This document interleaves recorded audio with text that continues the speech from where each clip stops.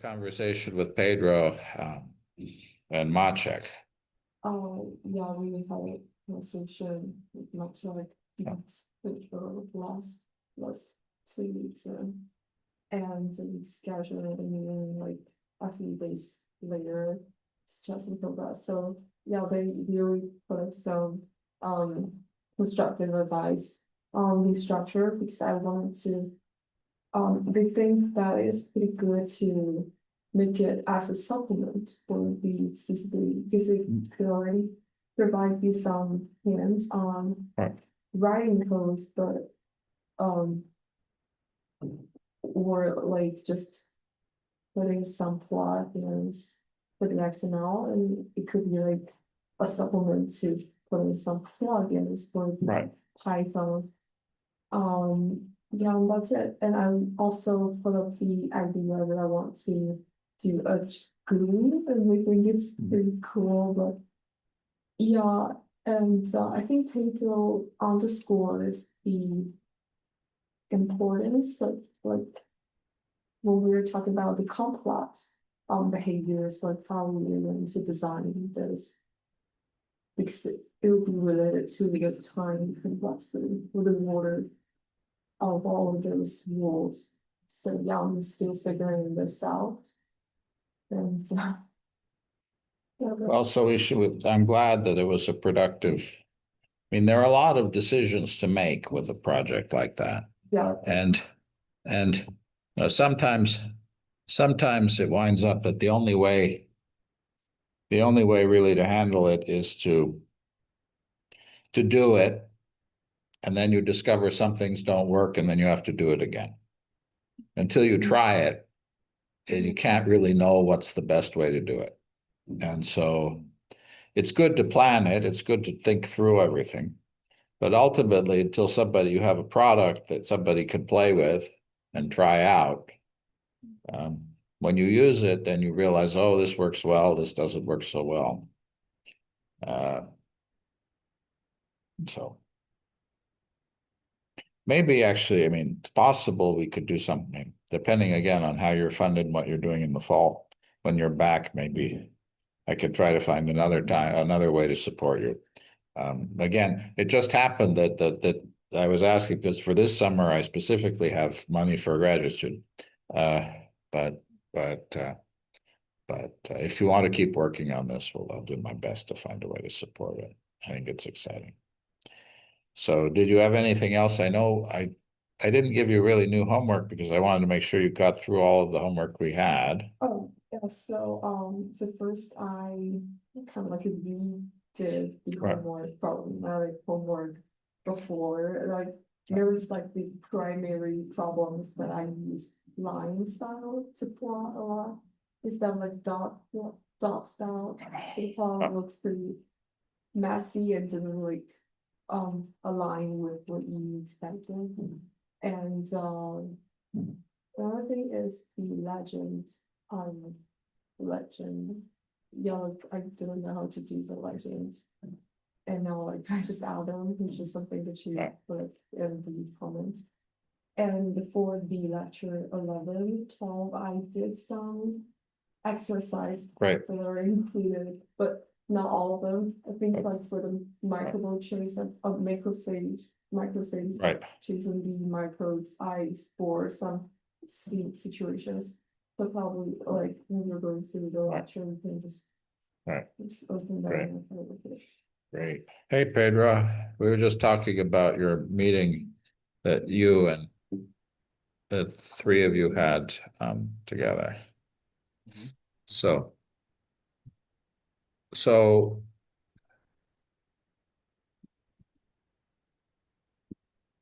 this is, I can't believe it's officially lecture 12. It's so 16 weeks goes by pretty fast. So today I was going to do maybe one or two of the persistent cell movement exercises because we didn't really get to do that last time. And you can tell me which ones you worked on or not. We can play with that. And I didn't renumber them to lecture 12. I kept the original numbering from there. And then I thought we could talk a little bit about network modeling. You've done a lot of network modeling, so the concepts of network modeling you know already very well. And so I'm not going to cover the basics of what a network is and so on. You know that. But I did think that it would be useful for you to see how to use network models inside of CompuCell. You've already used, have you been using Bambas or have you been using SBML models? So I think it's closer to SBML. Okay, so they're rate equation models. So they're Boolean network models or are they ODE models? Um, If you're doing metabolism, it's probably rate laws. Well, you'll see when we get to it. You can tell me it's not. And I don't know how far we'll go with those. We tend to use, for describing network models, we use a language called antimony, which has got the advantage that it's got a very simple syntax. And so it's not the most powerful language in the world, but you can learn it in 20 minutes. So it has advantages. And so we have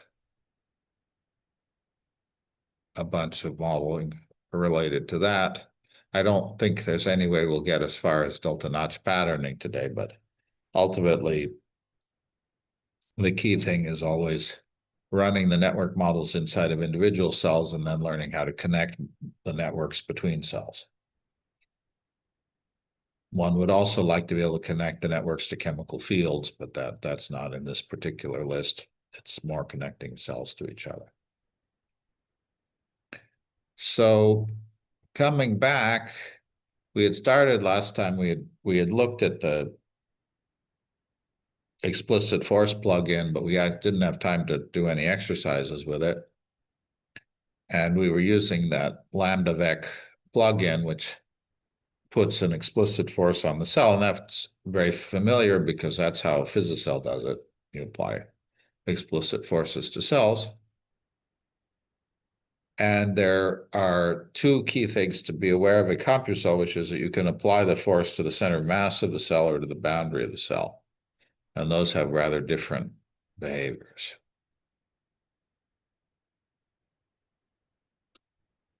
So I don't think we did any exercises, did we? We just walked through these slides, but we didn't actually do any of the exercises, did we? Yeah, so I just did that. So you did this exercise for the external force. Did you get that to work? Yeah, You want to show that? okay.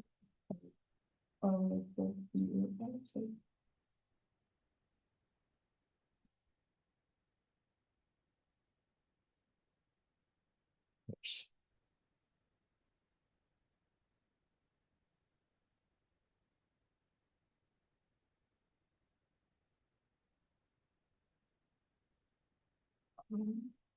So the first one is, Can you screen share it maybe? I can send an invite to the Zoom if you. probably, yes.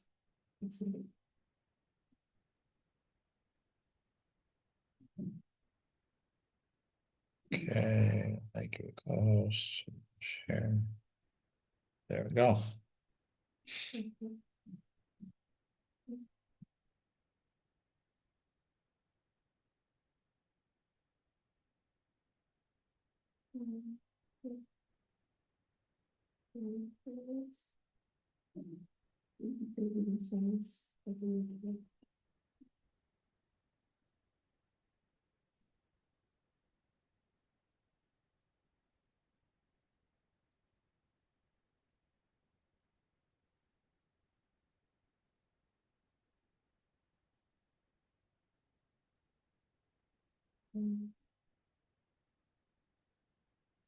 Let's see. So the parameter here, the propulsive force. Right. As I was telling you, and we also, I tested with 0.5. And I didn't do wrapper structure for the X because it's related to the coordinates instead of velocities. So we wouldn't put right. like 47 very extremely large values I didn't use the wrapper. So you'll get a, Yeah, it's pretty stable velocity Right. of the flow. so you get a sense of what the intrinsic fluctuations are, which are pretty small. And Yeah. you can drive the cell to be pretty fast compared to the typical speed of the intrinsic fluctuations. Now, something that's interesting to do is to plot the speed versus the force. Yeah, I think the velocity Yes, discussion is like the later right, topic, so we just. right. So you have a demo with that in it. Yeah, I think like for this topic, I just. Right, that's the basic. I mean, there you have the basic. You have that exercise 11.13. You have 3. You have all of the. You have that there. That's fine. Close this. So this I didn't draw the plot. Okay. Velocity and force here, but that's the plot of velocity and x coordinates. So Now here are you randomizing the direction of the force, or this is a constant direction of force? I think it's randomized because I use the non-pi dot random. Right. Okay. So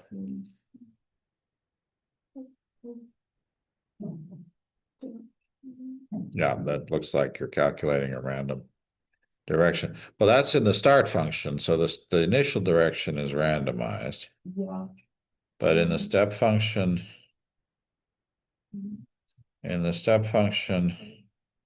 you're not, are you changing the direction? No. So it picks an initial random direction and then it keeps moving in that direction. Looks like. So you mean like in each step, like I have to redefine the. Well, you have a choice. I mean, it's a question of what you're trying to do. If the cell is crawling in one direction, then what you've got is fine. It picks a random direction and moves in it. If you're going to, but there's that exercise where the cell changes direction every so often. And let's see. Let's see what you've got here. So I can't, can you open the Twidit window a little bit to the right so I could just see what I can't, okay, there you go. So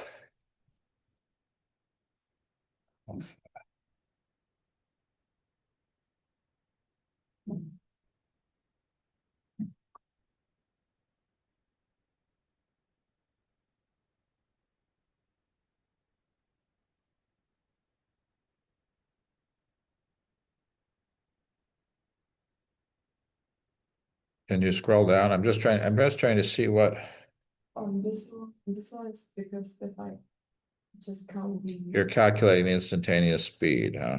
Not, this is not instantaneous. Over 10 Monte Carlo steps. If it's like an instantaneous speed, that would be really noisy. Noisy, yeah. Yeah. Okay. All right. And so what happens then when you do that?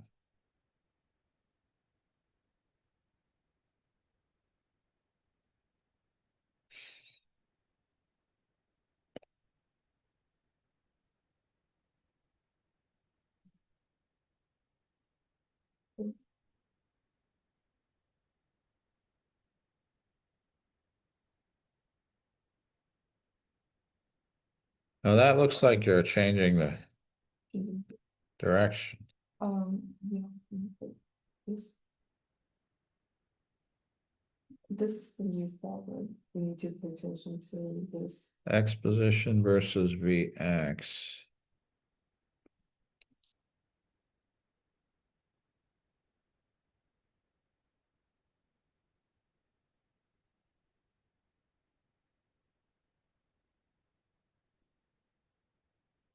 Yeah, so that definitely is changing the direction.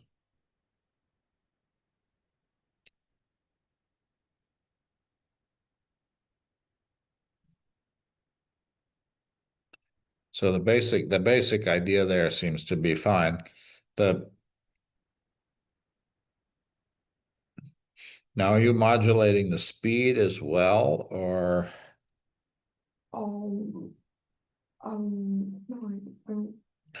I hear like the velocity, we didn't do like, like gradually changing, modifying the speed for the force or the alpha thing, so. Right, so you're changing, where do you change alpha, the value of alpha? So you want me like to change the alpha value? Well, so here, alpha is defining the speed, right? It's alpha defines the force, right? Alpha is defining the persistence. Oh, okay, so you're doing it that way. Okay, fine. So where do you pick the new direction? That's what I'm trying to understand. So you have start. Yes. I would have expected. Oh, okay. Why is that? But you've commented out the direction change. That's why I'm confused. Because this one, okay, because there are two questions, and this is Right. before the previous one, so it's Right. part of them now. No, that's fine, but I'm just trying to see where the direction is changed. I think here, because the velocity of the x direction or the y direction is different. Oh, I see. You're using the So, actual, I see. You're updating based on the actual movement. yeah. All right. So you're not randomizing the force, you're actually updating the persistent direction. Okay, so that's fine. That's okay. It's deciding the absolute like magnitude of the Right. velocity instead of Right. the direction. Right. Okay, I get it. So that's fine. So basically the cell moves in a given direction, but the random fluctuations change the direction a little bit. Yeah, that makes sense. Okay, that's fine. And so, all right. So a simpler thing to do, which is to actually change the amplitude of the force. So in your case, it's sorry, Oh, where's the yeah, I changed this like gradually changing the force and right, alpha seeing but a but bigger. right, but you're normalizing the, let's see. Reason. So where do you apply? So you apply the force in lines 129 and 130. And so you have this propulsive force is constant, right? You're not changing the amplitude there. So what you could do is you could measure the speed of the cell, typical speed of the cell. So delta x squared plus delta y squared over square root is get the speed. And then sweep the value of propulsive force. Now what you should see is if the propulsive force is very small, the cell doesn't move because of lattice drag. And then for an intermediate range of propulsive forces, the cell moves with the velocity, the speed that's proportional to the force.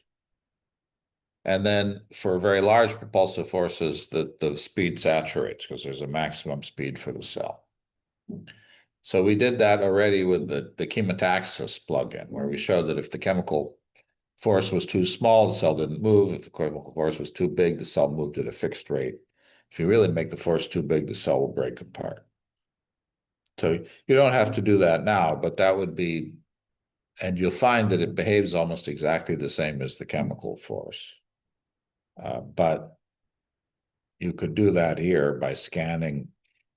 You run it for some amount of time, calculate the speed, plot propulsive force on the x-axis, speed on the y-axis, step up the propulsive force and see how the speed depends on the propulsive force. Like a step of E4s. Yeah. So that would be like another positive. Okay. And I didn't observe the saturation actually. No, Probably because I maybe, didn't well, like tune up the force into very high values and it didn't reach the. well, if you make the force too big, the cell will disappear, break apart and Yeah. disappear. I didn't observe the like fall apart case as well. So probably it was just not big enough. Well, I'm not saying I mean, in general, you don't want the cell to fall apart. So it's more of a question of trying to understand what reasonable parameter ranges are for the simulations. Because that's something you don't have a problem with in Physicell. Because you're not on the lattice, you don't have that issue.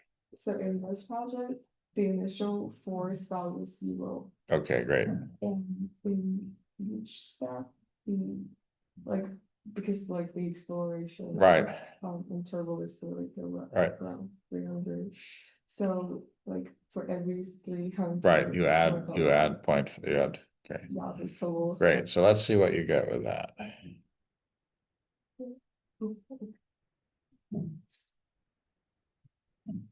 These are actually like things that should get put in the CompuCell course, Pedro, in the summer.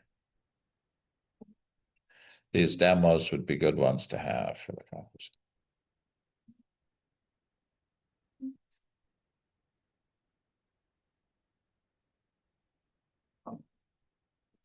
This one is the relationship between distance and force. Right. Well, the distance is proportional to the speed, right?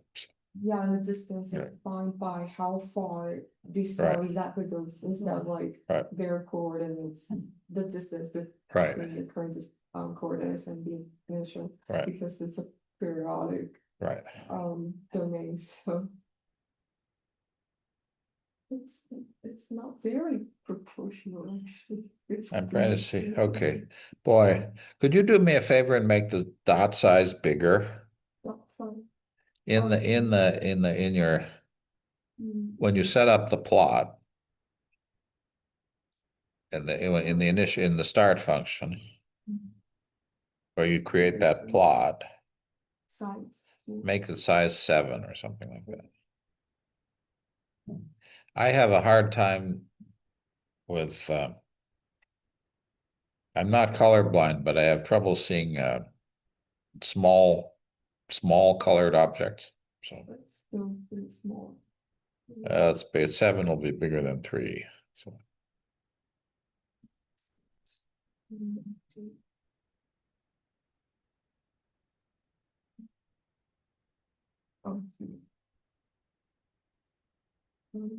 so just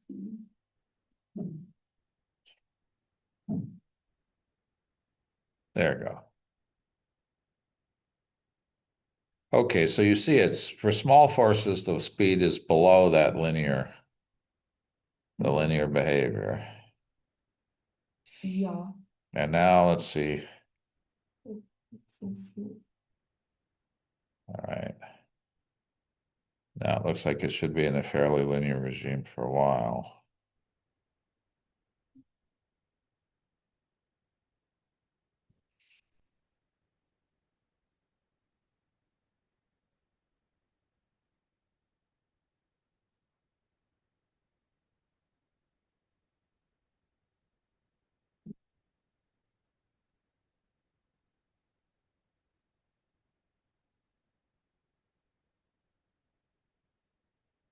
I set the maximum time limit for these simulations 5,000.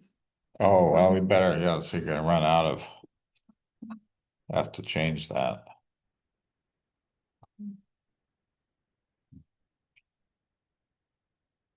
In the XML.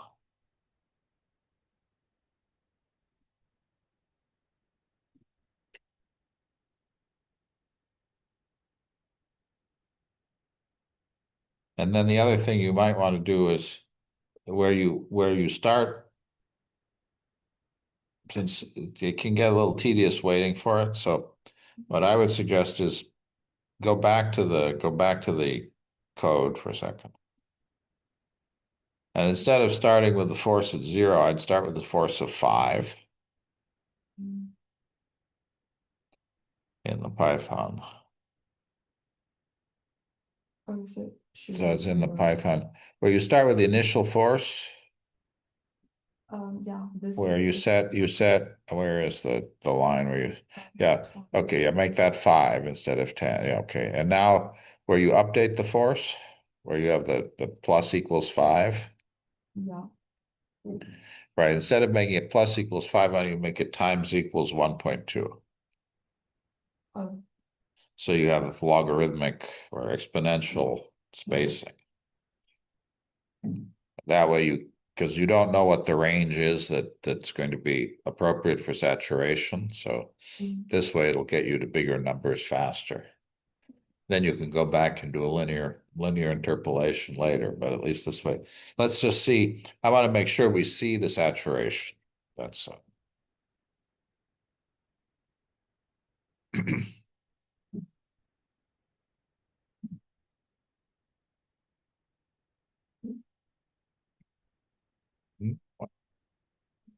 oh. oh, yeah, sorry.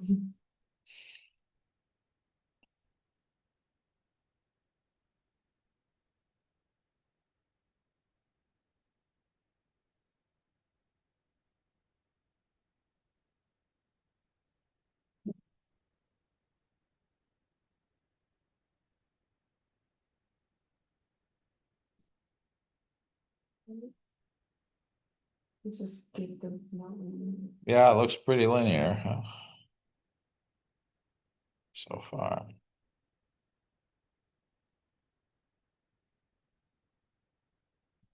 Now it's beginning to oh, we'll see.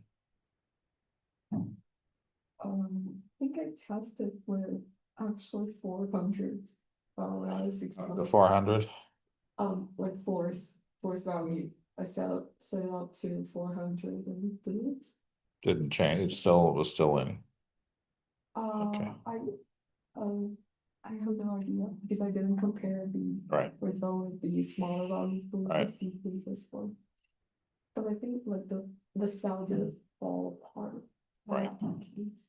But now you see like it's closely Yeah, it looks like it's saturated, beginning to saturate a little bit. yeah. But it's not bad. I mean, there wouldn't be anything in this range would be okay.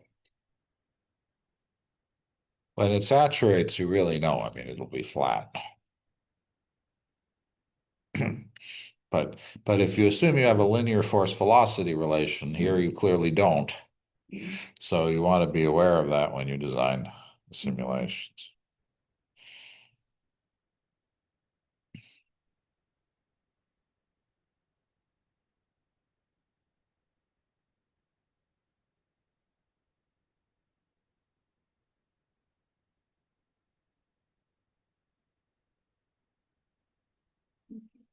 You can see the cell is getting beginning to get pretty distorted from the force is getting pretty big. Are you applying the force to the center of mass or to the edge of the cell? I say I didn't like I don't remember the stats much. I don't remember which is the default. I would have to check. Yeah, because I didn't specifically set the force to be applied on the boundary side. In the XML, does it just the bare plugin or does the XML show does the XML have the Oh, pixel based. Pixel based. So, Okay. so it is on the surface. So the pixel based means that it's applied to the boundary of the cell. Oh, I remember the tutorial asked me to change it Right. from this to So individual. if those are not clear, please send a comment to Maciek saying that the manual is not clear. Oh, it's not on manual, it's on the slide. Oh, okay, fine. Yeah, But it definitely like mentioned to switch it to. Right. Another. So, I mean, the result is that the values, the numerical values will be different. It's not terribly different see now the cell is beginning to break apart a little bit. Yeah. So, And you see the saturation here pretty clearly. But it's a smooth curve. It's not doing anything crazy. And at some point that the force will get to be so big the cell will disappear, but it's yeah, not there yet. the force value is around like Yeah, 2,000. But clearly it's not linear force velocity relation of this machine. So somewhere between 0 and 500 is pretty well behaved, but beyond that, it's getting to be distorted. All right, great. Well, this is okay. So, And so I think there is one more. oh, do you want to show us? Okay, go ahead. It's just scanning the alpha. It's pretty aligned. Right. And the observations also. So that's so the alpha is the persistence time, basically. Yeah. Oh,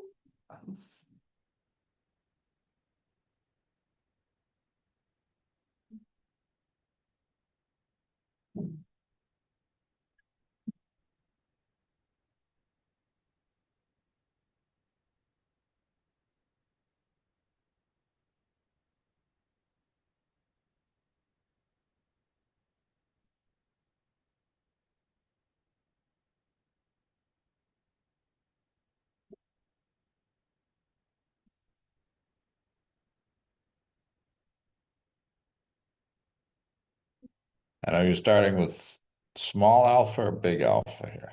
I start with small alpha.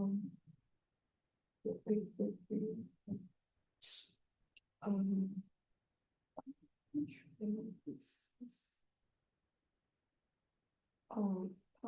oh, I probably like open. That's the same. That's the one we were just working. Yeah, this is the bottom.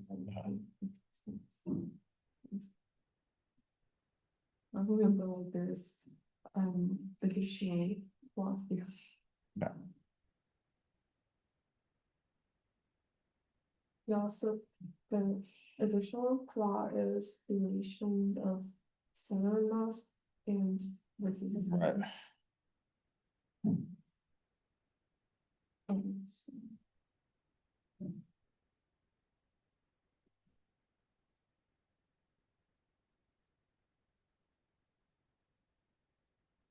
So so the alpha stars to be very small, so. So yeah, so if alpha is 0, then there's no memory of the direction. So, I think like the most interesting plot is this one. So like at first I could see it just randomly wandering in this plot. But after the alpha, it's still not alpha is But I don't think alpha can actually get bigger than 1. actually I didn't set a limit. Sorry? I didn't set the limit for the alpha, but I Okay. just keep increasing. Yeah, that's Well, so I'm not sure what it means to have alpha bigger than 1 if it's the persistence. But that way you get a negative number. yeah. Yeah, what about I just add this constraint limit?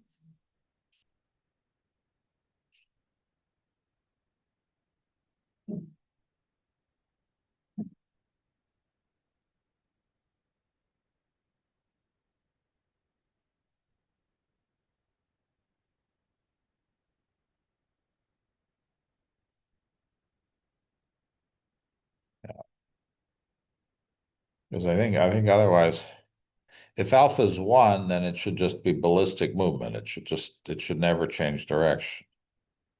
Yeah. If alpha is 0, then it doesn't have any persistence. So you got the balance between the two. Mhm. Oops. Why did it? It should be like the letter N instead of the symbol. Yeah, is it Python? Is it Julia? Is it every language has slightly different characters for the no? I don't think it's for. It's running. I don't, oh, that's for that. The error message was from the previous execution.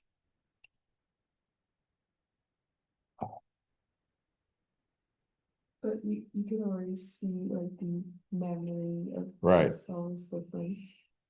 Yeah, this is really pretty. We should make a little exercise. Maybe we should make a little video of this exercise because it's quite a nice way of explaining persistent movement.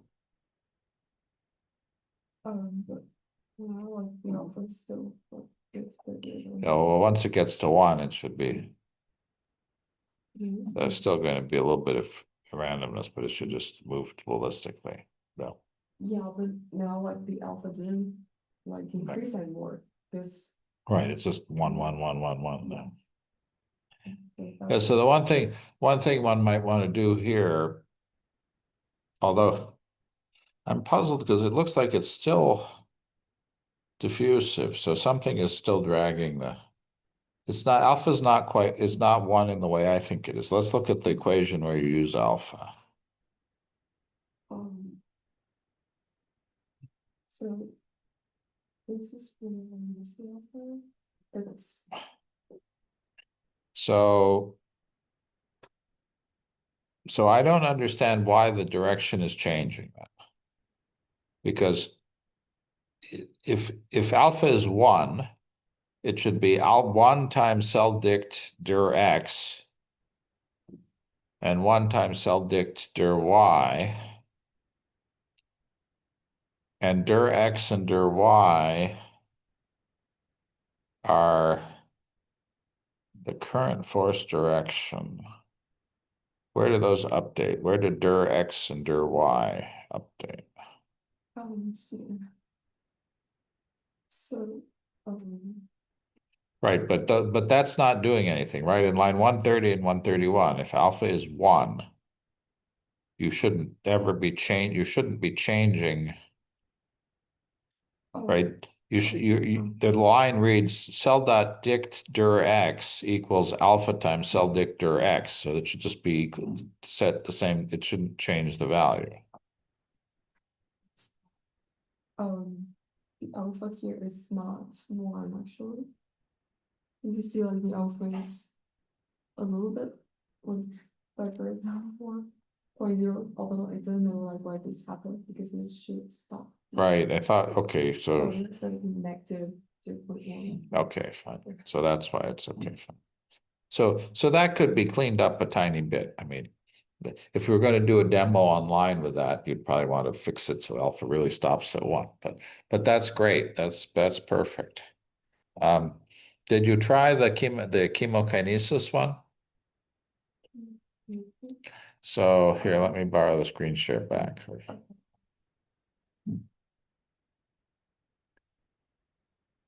So I didn't try the wound healing one. sorry? I didn't try the wound healing one. Well, we've got Pedro here. That's his exercise. So we did these.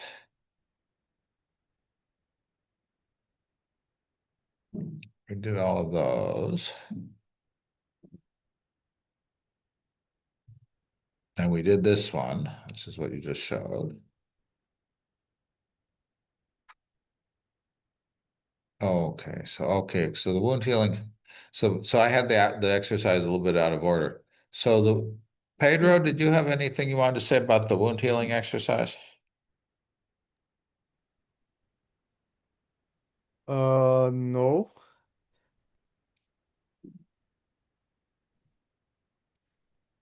So the wound healing exercise is basically I mean, it's something that's a real effect, which is that when the cells on the boundary of a wound migrate in, they send a signal to the cells behind them to move in the same direction. And one way you can implement that is by having the cells on the boundary of the wound preferentially move inward because that's the only direction they can move. And that makes space for the other cells. Now,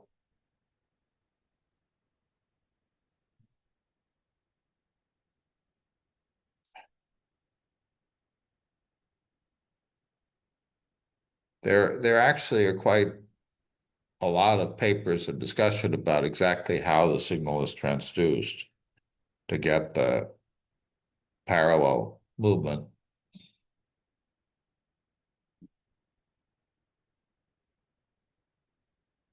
Here, we're not assuming that there's any explicit signaling between the cells. There's some evidence that actually the cells actually do send explicit signals of polarization. But here we're assuming that everything is happening just because of the availability of space to move. And so you take you'd start with a simulation that you have already, and then you'd start out with the cells laid out. Instead of one cell, you'd have two bands of cells with the space between them. And then you look at how the cells move. And so you can use a uniform initializer, basically two blocks of cells. And then the co-alignment rule is the one that you've already got.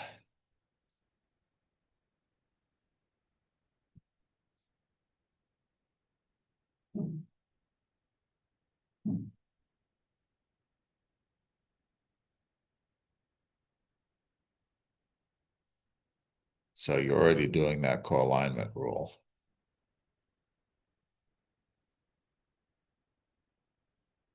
And in this case, we build a cell wall so that we don't want periodic boundaries. And there's actually a build wall algorithm. Although you can also use the uniform initializer to draw a wall. And so the goal is to do something like this. So it looks like, it sounds like there is a simulation of lecture 13 demos. And I'm not sure like if this means like it's stored in the Google Drive. It should be in the Google Drive in lecture Okay. 13. Because I didn't find it. Okay, Pedro, can you take a look? Because it may have gotten moved into a different directory. All right. But I think for the moment, you could use the code you already have. And instead of starting with one cell, you start with two rows of cells, one on either side with a little bit of space between them, like this picture. And just run that. Now, the thing you'd have to change is you have to have some way of, I mean, the way you're plotting the velocity, the speed of the cell, the direction of the cell, isn't so practical when you have lots and lots of cells. You could plot the mean speed of the cells in the left and the mean speed of the cells in the right. What's actually pretty interesting is if you have, and it requires a little bit more work, maybe it's a better homework problem than an in-class problem. Well, you could think about how to do it. Is suppose that I look at as a function of the position along the x-axis. I now look at all the cells that are in a line, in a vertical line, at a given x position. And now I plot the x speed averaged over all the cells in that vertical line. So I plot the X speed versus the X position. And what I'll find, of course, in the middle where there are no cells, there is no X speed because there are no cells. So you have to not plot that. But what you'll find is that initially only the cells near the edge move. And then as time goes on, the cells further away start to move in as well. And in this case, if you don't have any persistence time, so you've made your alpha equals 0.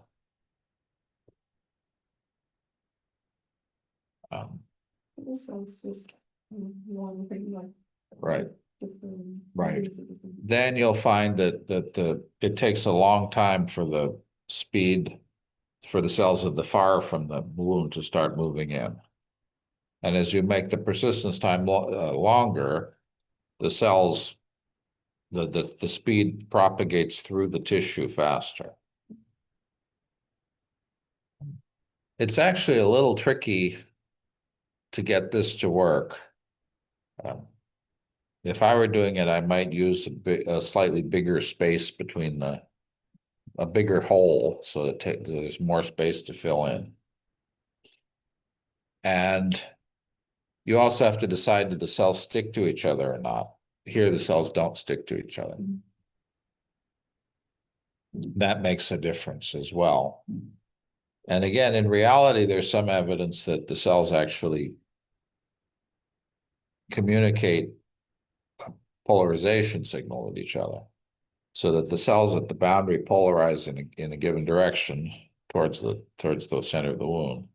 And then that actually, they actively signal the direction of movement towards to fill in the wound.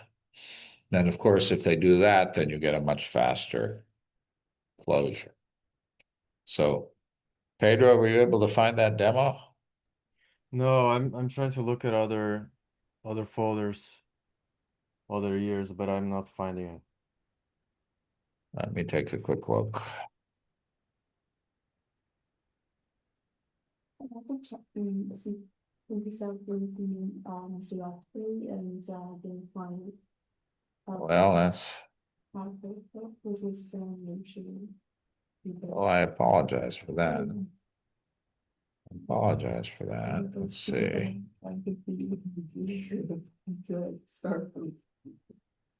Well, it's not too bad. In other words, what you have already there, the main thing you have to do is change the initial condition, which is only a few lines of XML. And then each cell behaves just the way they did, just the way it did before.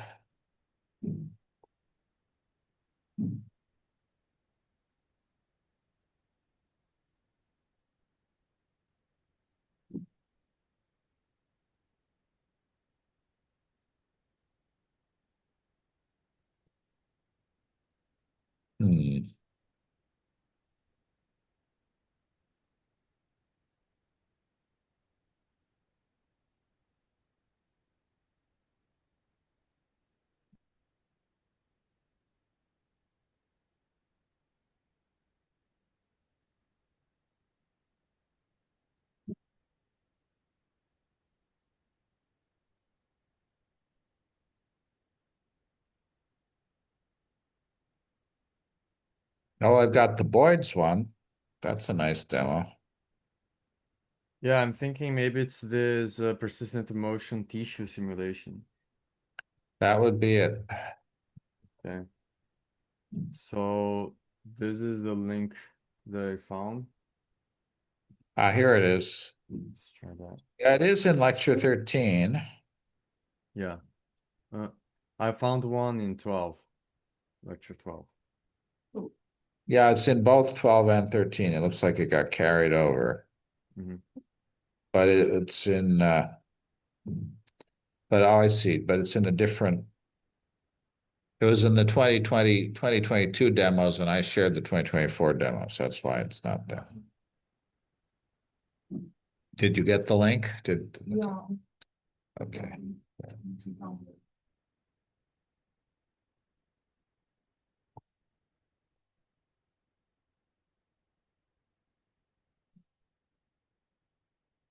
So. And I remember playing with that simulation, different algorithms for the way that the persistent velocity force changed in time. And I remember the first time I ever wrote that simulation, it worked. I just typed, I heard a talk by Trepat, who's the one who did those famous experiments. And I said, oh, that's easy. And I wrote a simulation that replicated the speed versus position results, speed versus time and position results. And then I didn't keep it. I somehow lost the simulation. And I went back and tried it again. And I couldn't get it to work. I couldn't remember what I did to get it to transmit the speed to cells, right? But this is Pedro's versions. It's all,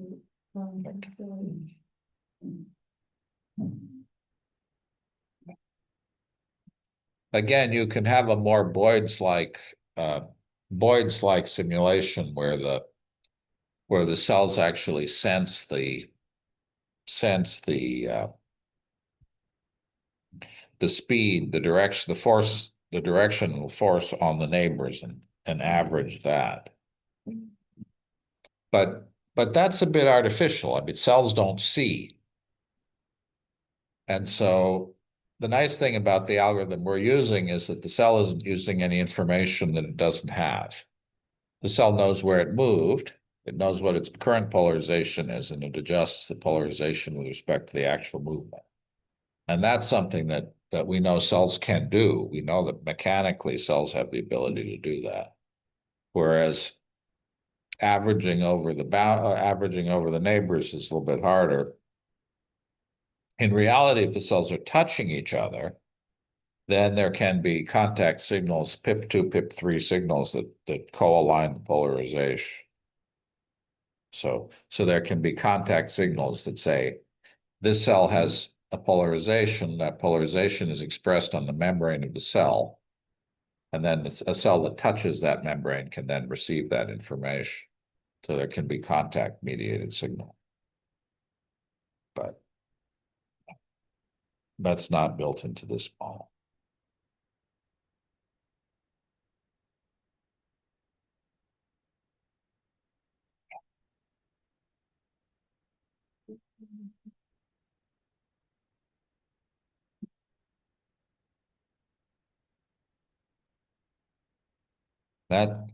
That's an old enough. Is 2022 going to run on modern CompuCell, or is it going to have problems, Pedro?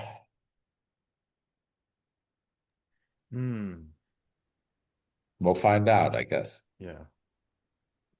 I can try here.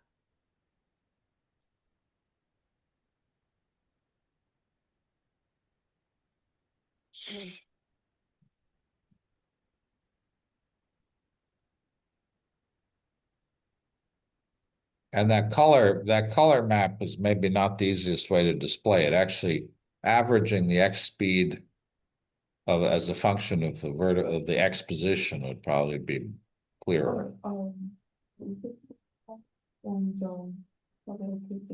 It's a little bit different. Here, let's take a look, see what happens.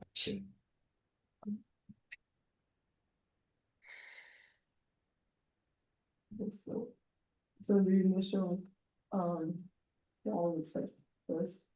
Okay, so it's just half of it. That's okay. That'll work fine, actually. So This all. Interesting.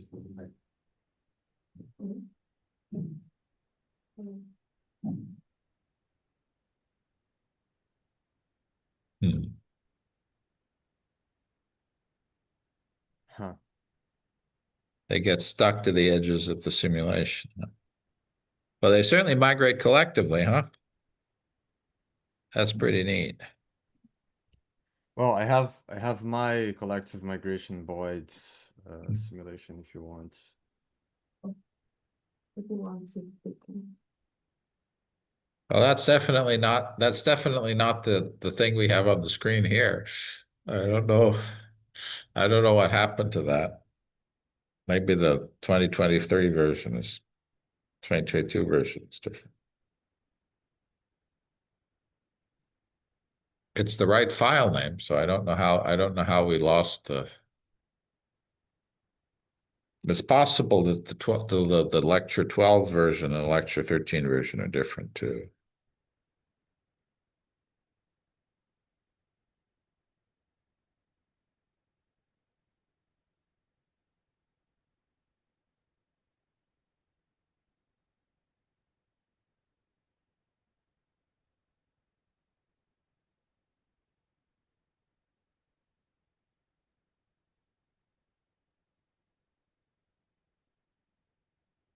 In the Boyd's one, the cells repel each other, so they move independently. And you can get basically all of the Boyd's-like movements that you associate with classic Boyd's without having them have to see each other.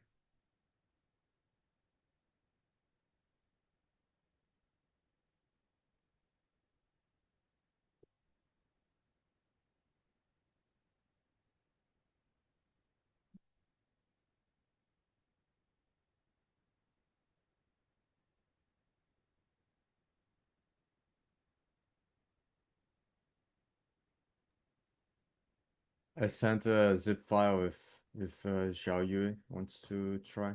This is the one with sliders.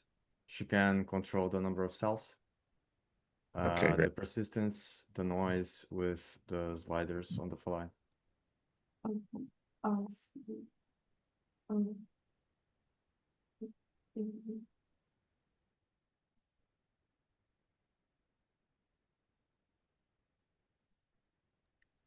I don't know why this is not yet in the demos.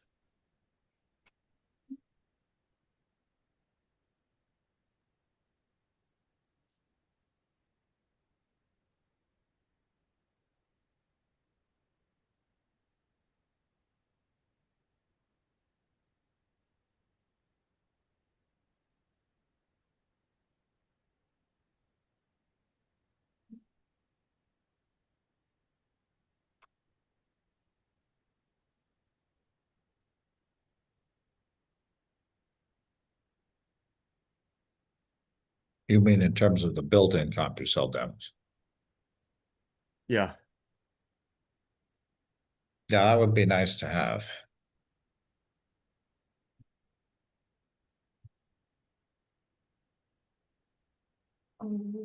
Just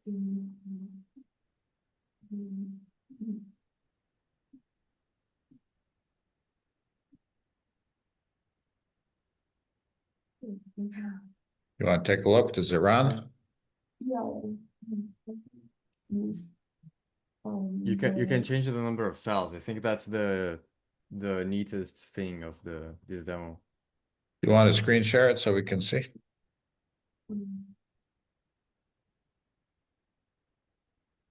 So, yeah, so this is the panel. Right. Oh, so, yeah. Okay, so if there are four, what happens when you start? Oh, why did I do it just like that when we change the number to?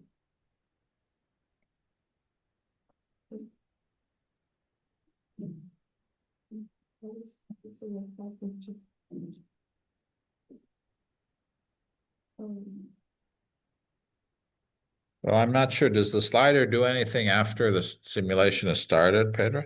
Yeah, on the So fly. Yes. it'll change the number. Oh, it does change the Yeah. number of cells. Yes, Okay. it does. And yeah, basically it kills cells or creates cells. Neat. Yeah. So now let's make the persistence 0. Oh, okay. Okay, how did I change the number? And You should be able to drag the oh, slide. Yeah. so the range of the force resistance. should be 0 to 1. And you know, change to What is Let's the make- minimum? It is 0, the minimum. Yeah. minimum is 0. Let's make it 0. 0. So then there should be no correlated movement. It's 0. Mm. And you'll notice this things basically stop moving, huh?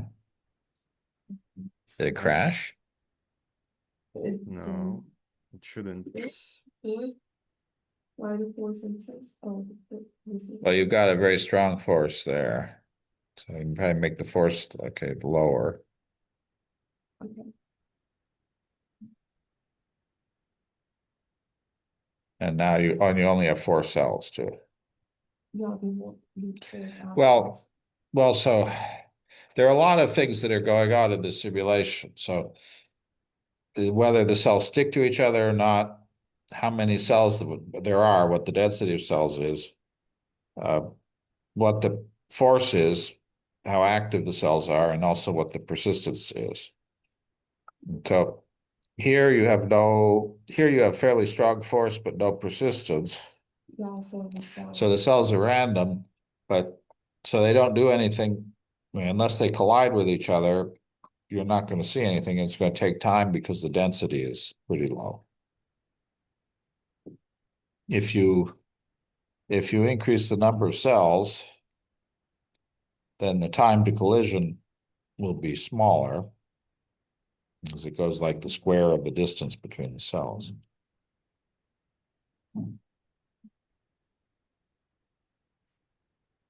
If we want to, Now, if you make the persistence time larger, then you'll see that those clusters will begin to move as units.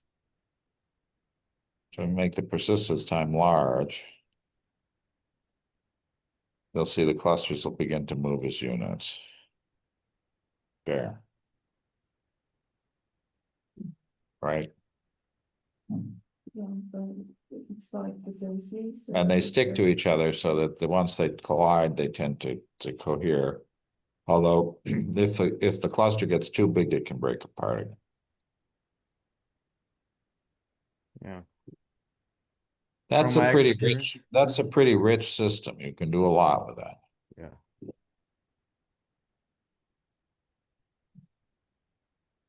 There's a big phase space with lots of different Yes. configurations.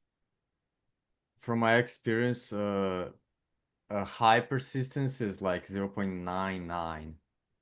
0.9 is like moderate. Yeah. Try 9.9.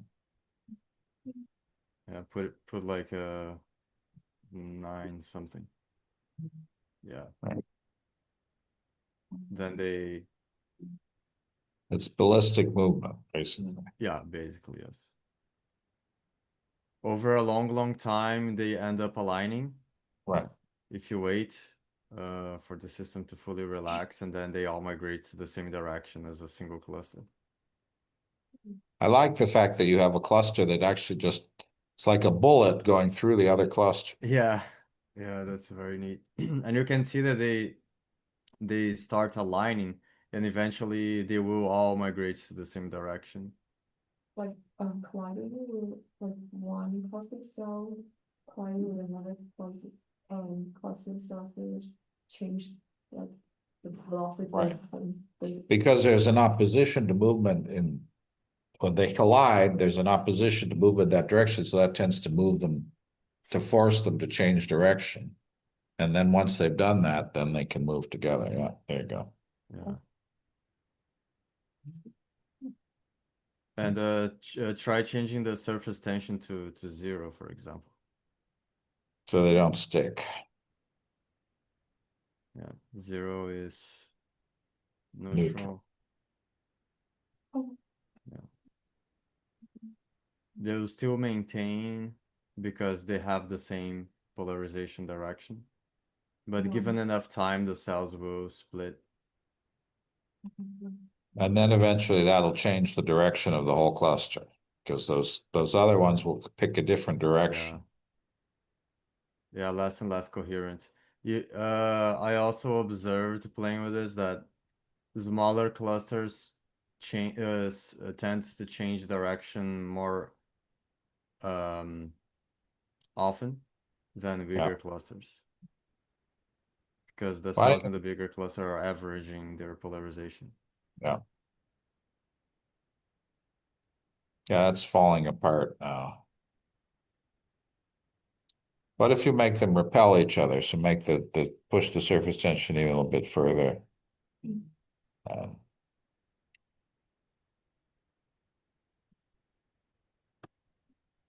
there you go.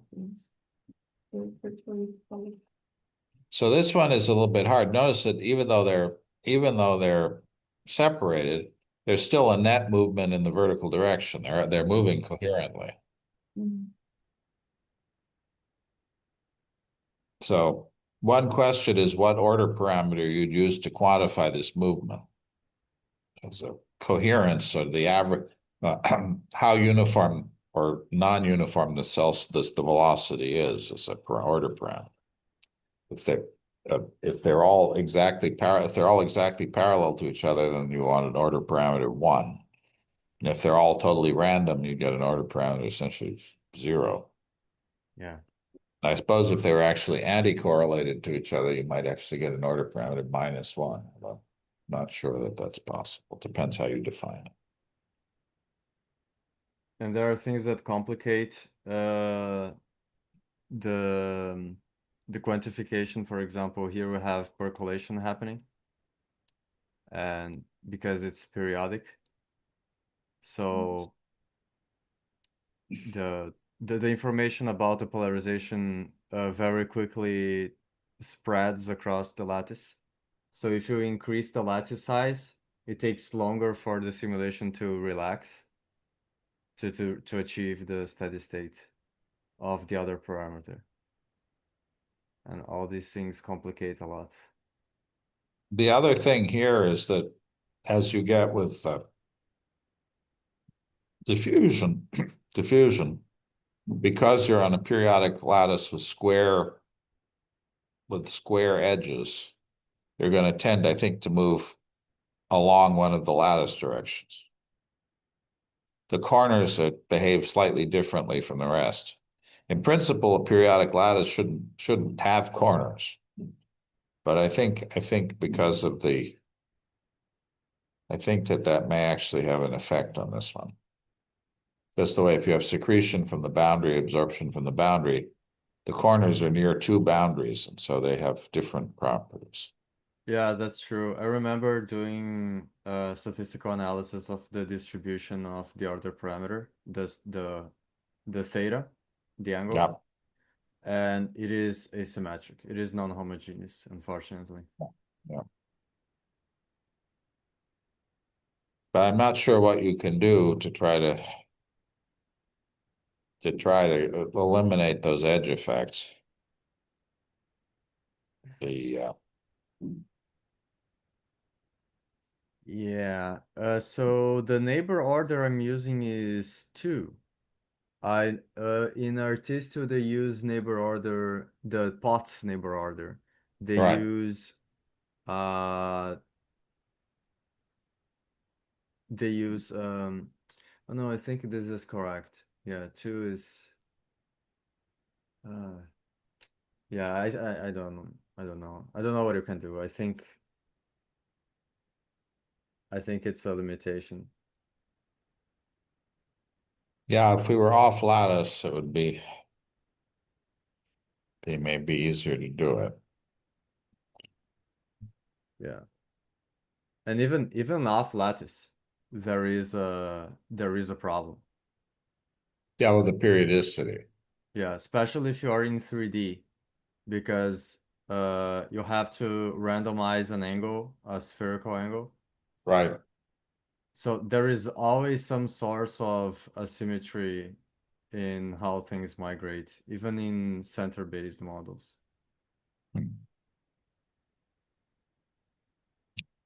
So, What if change the lattice into like a circular size? well, the problem is computationally, I don't know how to do a circular lattice. The lattice. What is why is the lattice have how's the show that's on? It, um. Cover, the corner Well, between like the cells at a corner that he leaves as different. well, maybe I'm wrong on this one. For the diffusion, I know I'm right. For this one, it may be that it's just the lattice, just the fact that you're on a square lattice. Does this work on a hex lattice? Yeah, yeah. It works. And then do you select the square directions, or do you select the hexagonal directions? Select for what? Do you preferentially move parallel to the square that the bounding box is, or do you move along one of the hexagonal lattice's 6 directions? 3 directions, yes. Yes. You don't completely remove the heterogeneity, yes. No, but what I'm saying is if you move along the 3 selected directions on the hex lattice, then my statement that the corners matter is wrong. Then it's purely a fact that you're on a square lattice. So Yeah. I think actually what I said was incorrect. I don't think it's probably a corner effect. I think it is it's a lattice effect that the cells preferentially move along the lattice directions. Yes, I agree. And my explanation would be that diagonal pixel copies are less favorable because of Yeah. contact energy. Yeah. We should probably have modulated all of that. I mean, we know how to do that, and it's not implemented, so that would be something we've talked about for a long time. So, both modulating the contact energies the way they do in Morpheus, but also when you do the acceptance probability, we assume that any voxel copy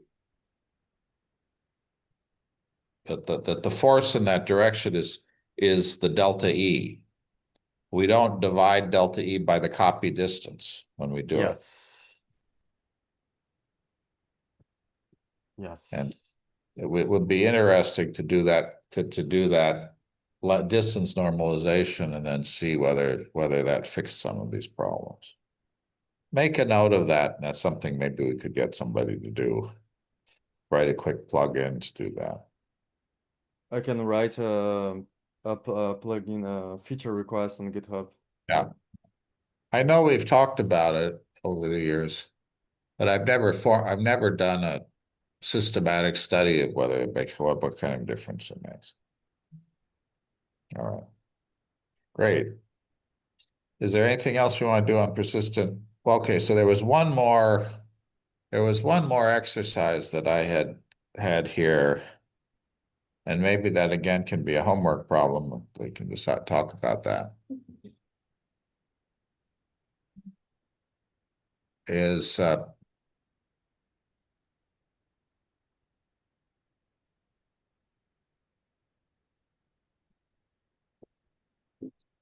this is one with contact of cell growth and division.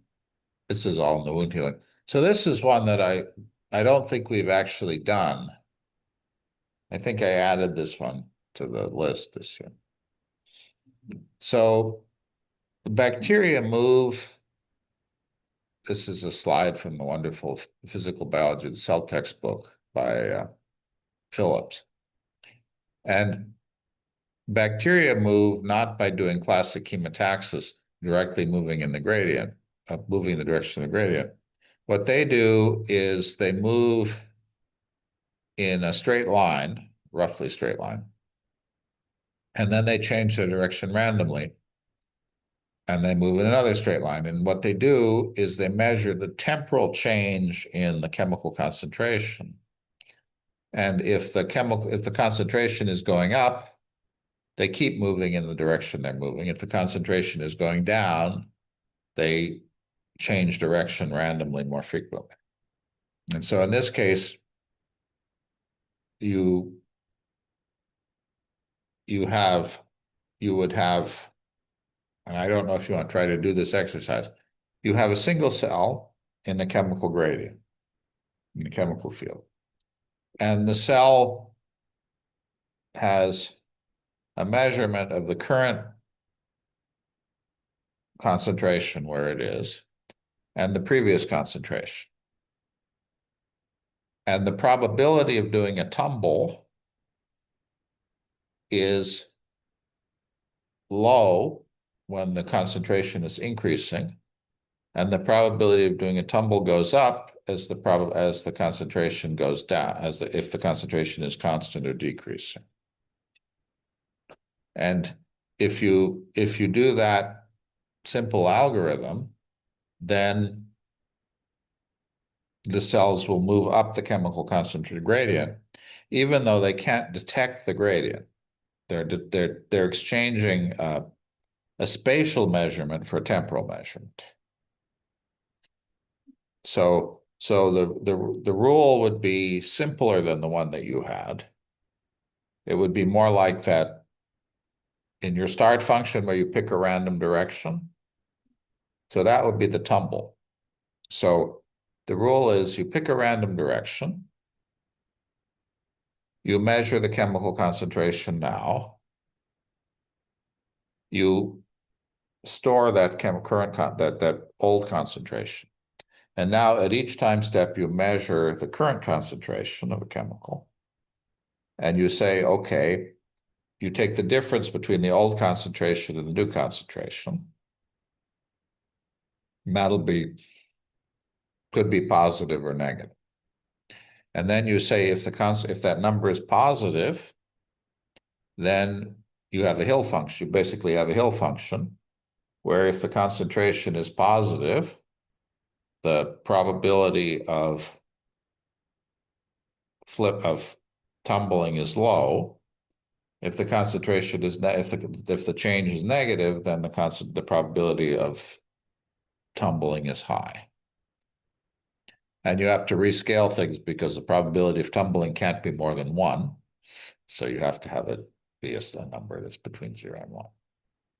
And that will quite effectively move the cell up the gradient of the chemical, even though at any given time, it has no choice of direction. At each time it tumbles, it's completely random in its choice of direction.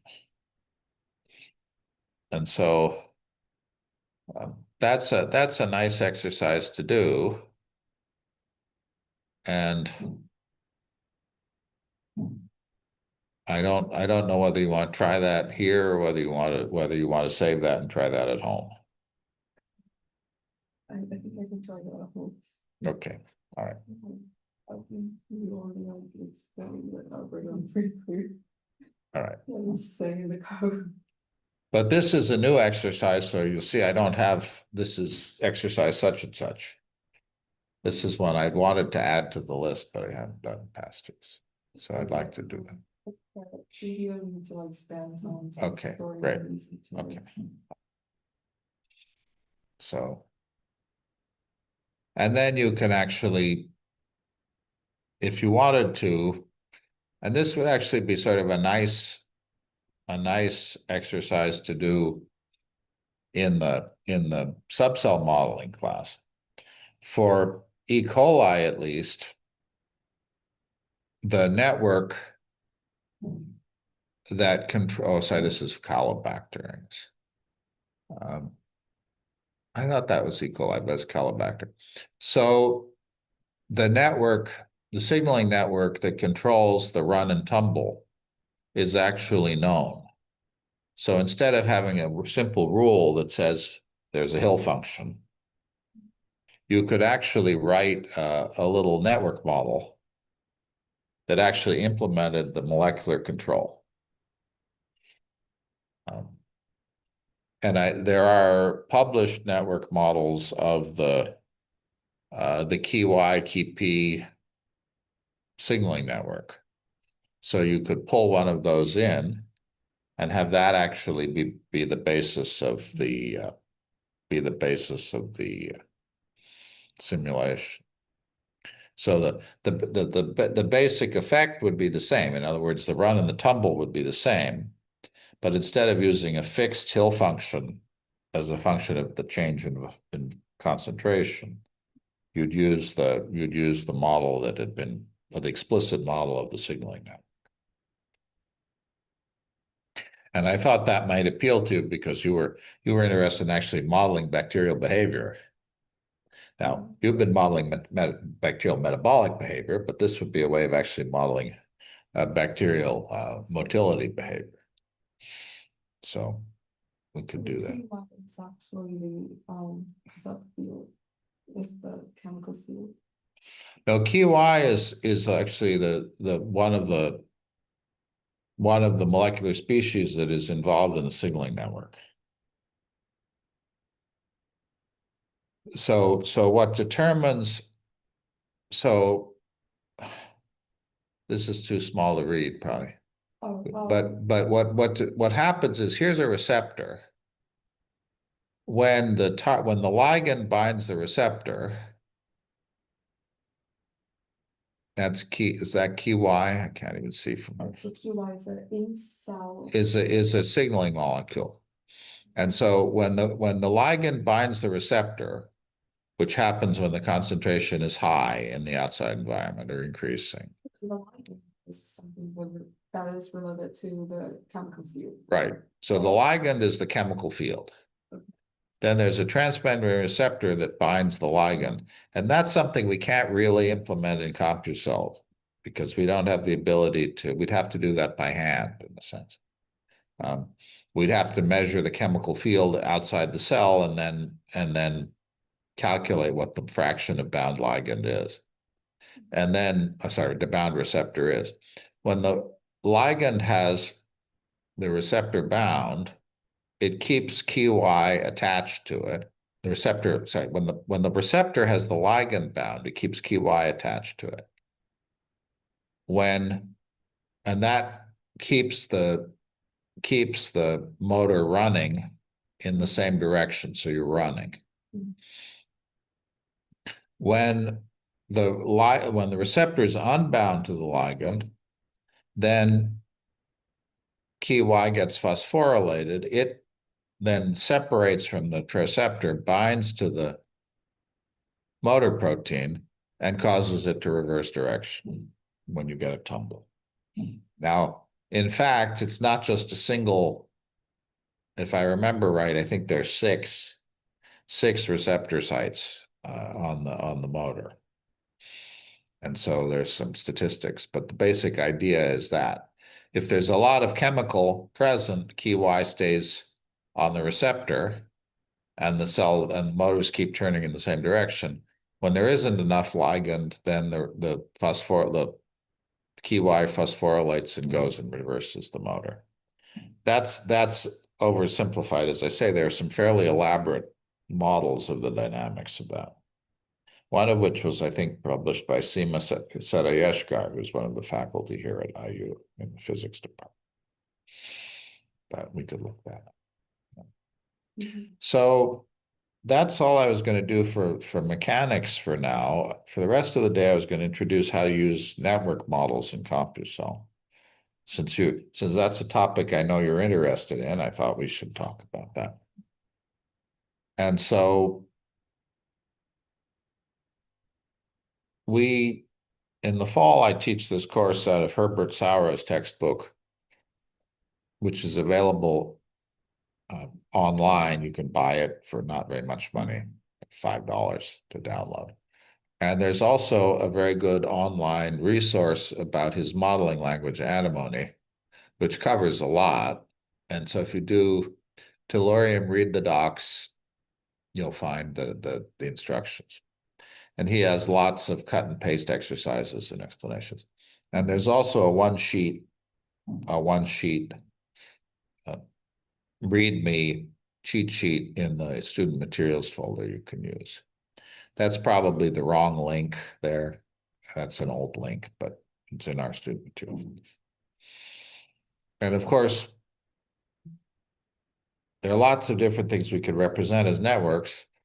We could represent the metabolic networks that you've been thinking about. We can represent signaling networks.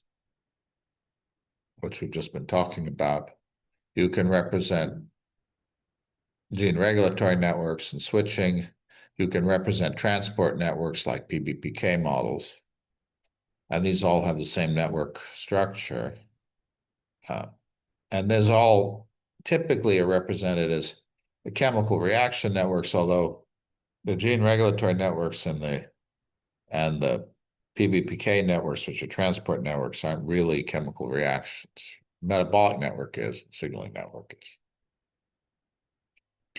And so typically we're going to use arrow notation for chemical reactions. And if it's a real chemical reaction, we have to remember that there's stoichiometry. 2 molecules of ADP become 1 molecule of ATP plus AMP. And if we have mass transport, then we are always going to have mass balance, mass conservation. If we have regulation, or the output of our network is something abstract like the health of the cell or the growth rate of the cell, then there's no conservation law associated. And Herbert's antimony language really is designed to model chemical reactions. And so it has built-in ability to handle stoichiometry. If I say 2 molecules of A go to B, it knows that their 2 goes to 1, so it does mass conservation automatically. And so the basic concept in all of these, again, if we're doing something like a Boolean network for gene regulatory networks, the architecture is different, but the basic concept for all of these kinds of networks is a reaction, a rate law.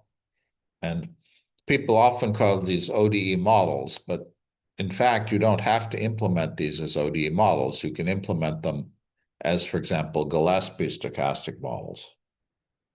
So the idea that A plus B goes to C at a rate VF of A comma B, that is a universal statement about the chemical reaction. It does not say that the reaction is deterministic. However, we often will translate this chemical reaction into rate laws where we say dA by dt equals the rate minus the rate, dB by dt equals minus the rate, dC by dt equals plus the rate. And there are a couple of things to note about this. The rate law, the velocity is a function of the concentrations, that is a meaningful, universally meaningful statement.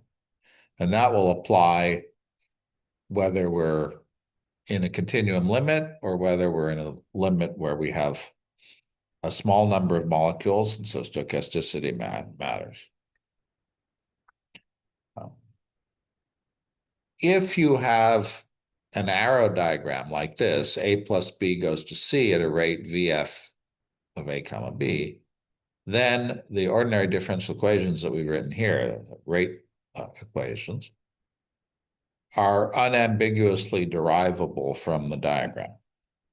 However, if I give you the ODEs,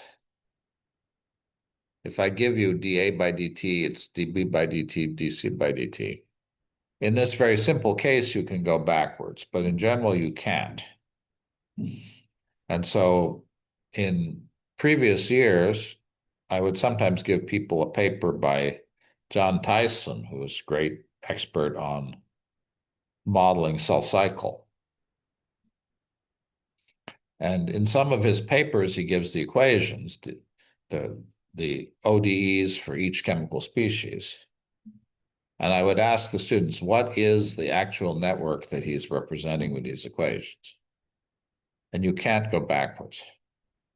There are many different networks that can give the same set of equations. And so it's always better to write the arrow diagram, because the arrow diagram unambiguously tells you what the rate equations are. However, the rate equations do not actually specify the network unambiguously. And that's the principle Herbert taught me. And so I believe in it. Of course, we have to have some hypothesis of what the rate law is. If this is a simple chemical reaction, then the simplest rate law would be mass action, where the velocity of reaction is just K, rate constant, times the concentration of A times the concentration of B. But we could have Hill functions, we could have Michaelis-Menten functions, we could have other functions. So traditionally, I have a lot of slides explaining the biology of networks, but my understanding is you've done a lot of that, so I'm not going to go over all of that. But protein signaling networks certainly are ways in which information flows in and out of cells and within cells and is used to control cell behaviors. And we've already looking at the bacterium, the idea of having a transmembrane protein which binds to a ligand. In this case, that ligand is on another cell. So for example, delta notch. Sometimes the ligand is a free chemical. Sometimes other things happen. The binding of the ligand could lead to release of a bound signaling molecule on the cytoplasmic side of the cell, of the membrane. It could lead to cleavage of the transmembrane receptor. There are a lot of different ways you can send a signal. Something that's very typical of signaling is that you'll get phosphorylation of the signaling components. Those signaling components may be either active or inactive in their phosphorylated form. And to increase the specificity, essentially the collectivity of the Hill function of the result, you'll often get these phosphorylation cascades, the classic one being the MAP kinase cascade, where you have here a signal that comes in, it phosphorylates MAP kinase, kinase, kinase, MAP kinase, kinase, kinase, phosphorylates MAP kinase, kinase, phosphorylated MAP kinase, kinase, phosphorylates MAP kinase, and then phosphorylated MAP kinase then does things related to cell motility and cell cycle. The result of that is that the output of the down here as a function of the concentration of the chemical outside is highly nonlinear. You'll get the sigmoidal Hill function-like behavior. Now, gene regulatory networks, of course, turn things on and off. So it's not exactly clear that you should be using a continuous approximation, because in general, a gene either is or is not being transcribed. And so when you use a continuous rate law to describe a gene regulatory network, you're describing the average rate of transcription of the gene, because at any instance, either on or off. There are things that modulate the actual copying rate of the gene a little bit, but that's not, in general, that's not something that's subject to a lot of control. And so in the case of gene regulatory networks, it may be more appropriate to use a Boolean network model rather than a rate law model. But surprisingly, the rate law models work pretty well for a lot of gene regulatory networks too. Something that we almost always neglect when we deal with gene regulatory networks is the fact that there are time delays in intermediate steps, according to fundamental dogma in biology. So I have some inducer that turns on the transcription of gene P. You then have RNA polymerase that synthesizes the RNA, and that takes time. And so there's actually a minimal delay. And so nothing is produced for some amount of time. So there's a transcriptional delay. And then that primitive RNA has to be edited into a messenger RNA. That takes some time too. And then the messenger RNA, of course, has to then get to the ribosome. So there's a transport delay. The ribosome then has to translate the messenger RNA. That's another delay.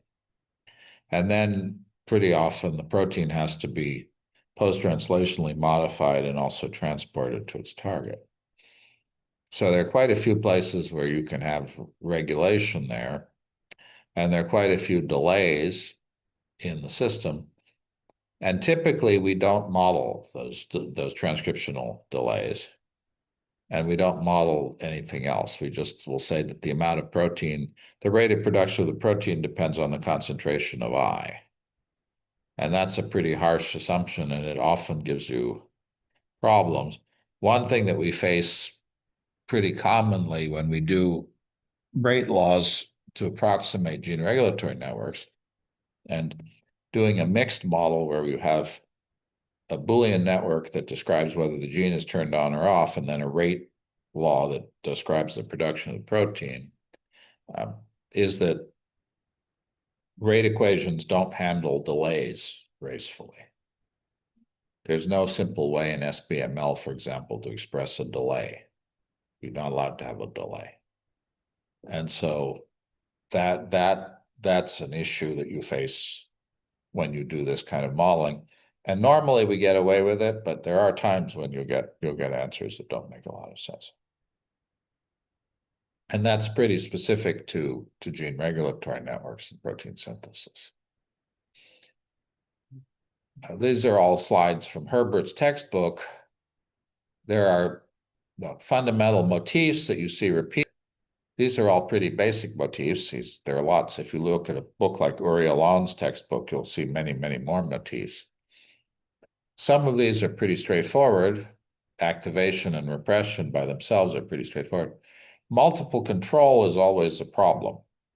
If you have two signals that come into one gene, there is no simple way, just looking at the circuit, to say how they interact.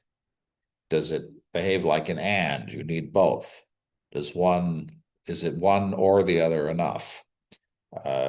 If they are acting in an opposite way to each other, which one dominates the signal?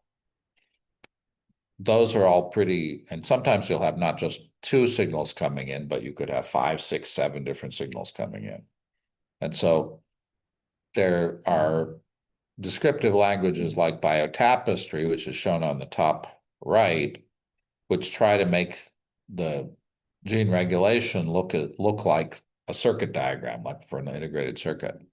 But in fact, the moment you have more than one signal coming in to regulate a gene, there's a lot of uncertainty about how those regulations interact with each other. Now, as a rule of thumb, if you have multiple excitatory signals, they behave in an or fashion. One or the other both work. If you have inhibition, it behaves in an and. So in general, inhibition wins out over activation. But there definitely are experimental situations in which that's not true. As a first guess, if you don't know anything else about the interactions, you'd say all the activators or together, and then they and with not the or of all the inhibitors. So the inhibition is an and the activation is an or. But again, that's a guess. It's not always right. And so the diagram by itself doesn't tell you. You need experimental results for that. Of course, you have gene cascades. So in the fourth row here, you have an activator that turns on the first gene, and the product of that first gene turns off the second gene. That's pretty common. Autoregulation, here you have a gene which produces something that inhibits itself. And of course, you can then have the activator modulated by some third party, either in an inhibitory or in an excitatory way. And that's pretty common, where the the transcription factor, the promoter here, is not a single molecule, but is in fact some complex of multiple components. And we're not going to go into the biology of all those possibilities, but we need to be able to represent them. Transport networks, in a sense, transport physiologically based pharmacokinetic models are simple because we all have the same organ systems and the blood flows in the same way in everybody, pretty much. There are some counterexamples. Some people have 2 chambers in their heart rather than 4 chambers in their heart. Some people have the heart reversed compared to the rest of the body. Some people, so there are actually a few human beings where the flow is not the normal flow. People can survive that. It's not good for you, but it's possible. It's considered a serious medical condition, but it's possible. On the other hand, if you don't have a liver, you die. If you don't have kidneys, you die. And so there are these boxes that represent the different organs: brain, liver, kidney, muscle, and so on, connected by blood. Now, modern pharmacokinetic models have a lot more compartments than these, but the classic pharmacokinetic compartments are pretty straightforward. In all of the gene regulatory network and cell signaling networks, we typically use, and chemical reactions, we typically use concentrations. The variables are concentrations. In transport models, we actually have to use the amounts of chemicals, and we have to keep track of the volume of the compartments. And so we do have to do a conversion back and forth between the amounts, because the transport is not of concentration. The transport's actually of the molecules themselves, the amounts of the chemical.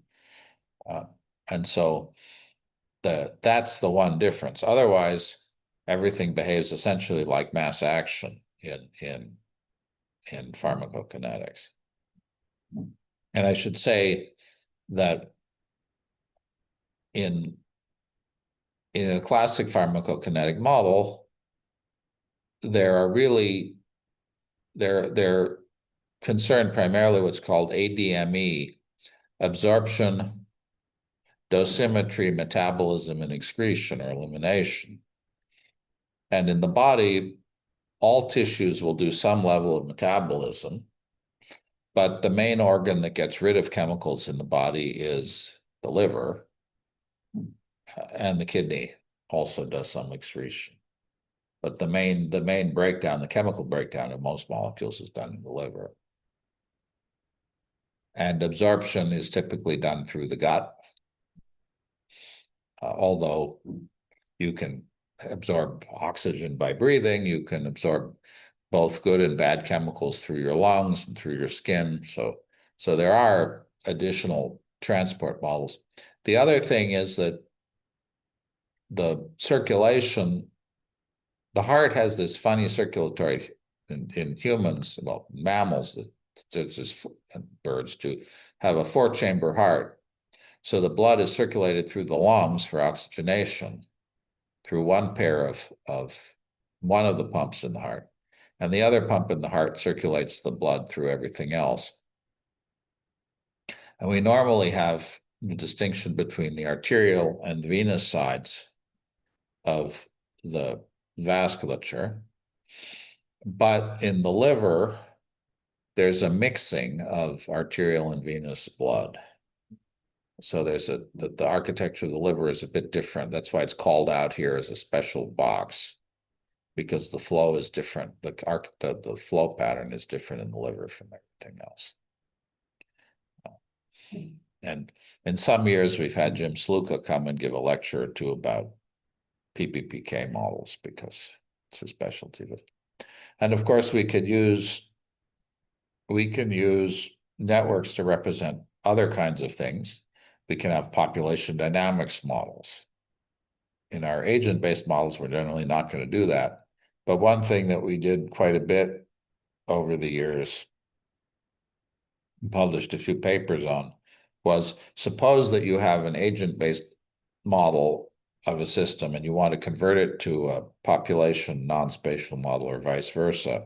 How do you do that in a systematic way so the parameters carry over? It takes some work to do that. So suppose I have a model of, say, viral replication, and I'm doing that at the population level. And now I want to say that each cell individually is secreting virus, reproducing virus. What do I have to do to make sure that those two models are consistent with each other? And I did a lot of work one year back in 2020, 2021, when people were interested in COVID. I rewrote the whole course to talk about how to do those kinds of models. So I start with a ODE model, population model of viral replication, and then put that inside of CompuCell and showed how you could keep all of the parameters in register with each other. And there's a whole other kind of modeling that's done in disease mapping and in toxicology, which is called outcome networks. And in this case, it's like a signaling network or like a transport network, in the sense that you have the boxes communicate with each other and modulate each other. But the contents of the box, they might be chemical concentrations, but they also are other things like rate of cell division or health of cell or tissue damage. And it's always a bit problematic to connect molecular concentrations to a general outcome, like we know, for example, if the ATP level gets to be low, the cell is damaged. But exactly to say that there's a single functional form that takes you from one to the other is not so clear. And so in order to use any of these molecular networks, you have to connect them to outcomes. But in fact, that mapping of molecular concentration to outcome is not always so clear. So it's good to be aware of that.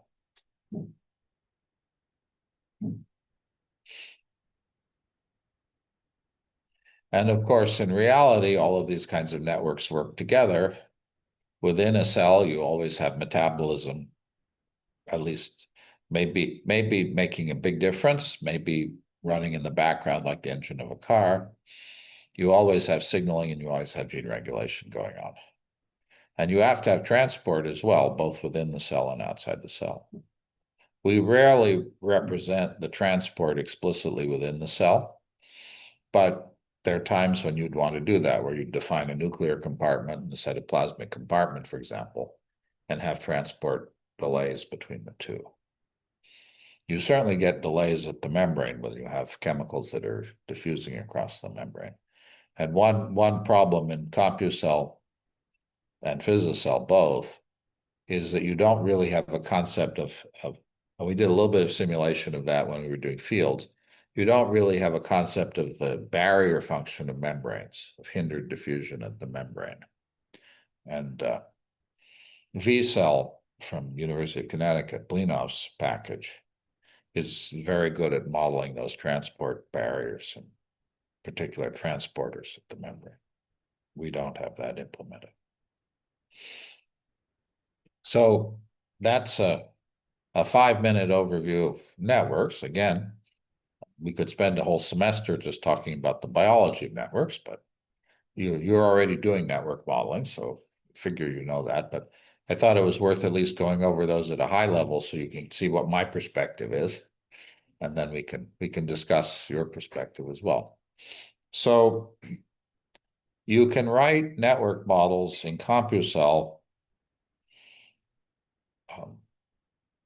with TWiDIC, or you can write them in external files and read them in. You can actually write the network descriptions in a number of languages. CompuCell accepts antimony, which is the language I like the best.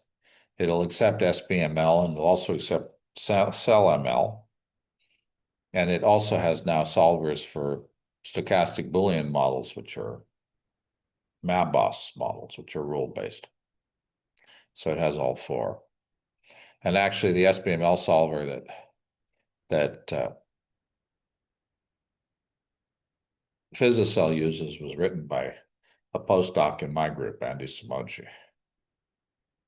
So the libRoadrunner, which Physicell uses as a solver, was actually written by Andy Samochi, who's still here in Bloomington. He teaches at Ivy Tech now. He teaches at the technical school here in Bloomington. So teaches electrical engineering. So, but the solver was written by Andy a long time ago. And for that reason, for historical reason, all of the network solvers for CellML, SBML, and antimony are called SBML, which is very confusing. It should be called something like network solver instead of SBML solver, but you'll see SBML all the time when it really means antimony. So you have to just know that the naming is strange. And again, there's this nice Tellurium Read the Docs online, which teaches the language, and I'll walk through the language quickly. There is a demo which would be useful to pull in, which is called just Tellurium. And what this is a very simple CompuCell simulation, which allows you to type the network model definition and run it inside of CompuCell. So Pedro, could you provide a link and email or put the link in the chat for Xiaoyu so she doesn't have to dig it up? Yeah.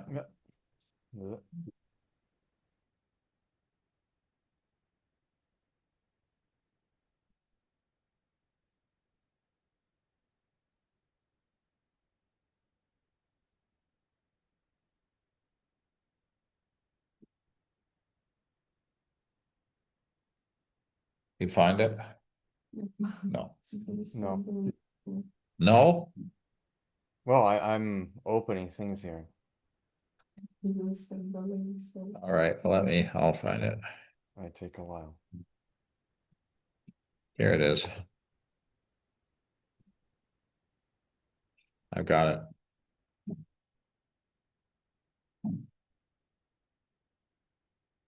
I've got it.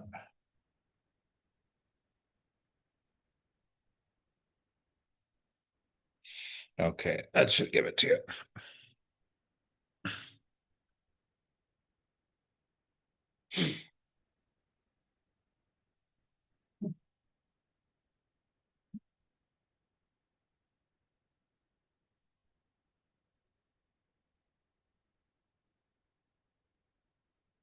Now I should say that this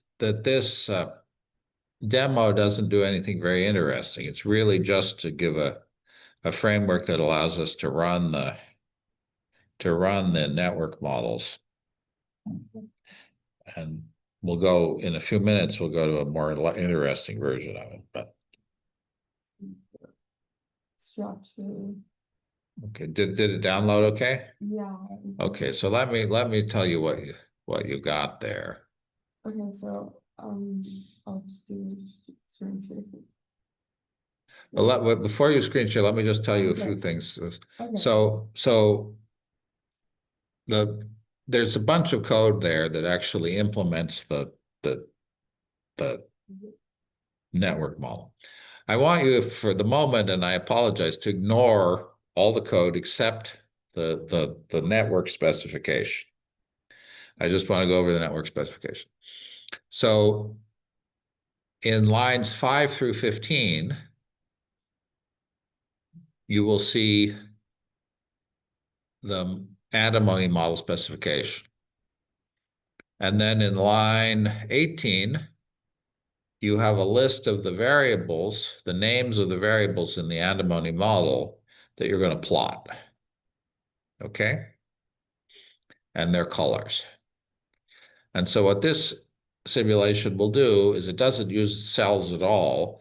It creates it instantiates one copy of this network and runs it and plots the result. That's it. So basically all we're doing is running antimony, not tellurium antimony. We're not doing anything very exciting. And so now when you run it, you should get a plot. Did that work? Then now let's see what you got.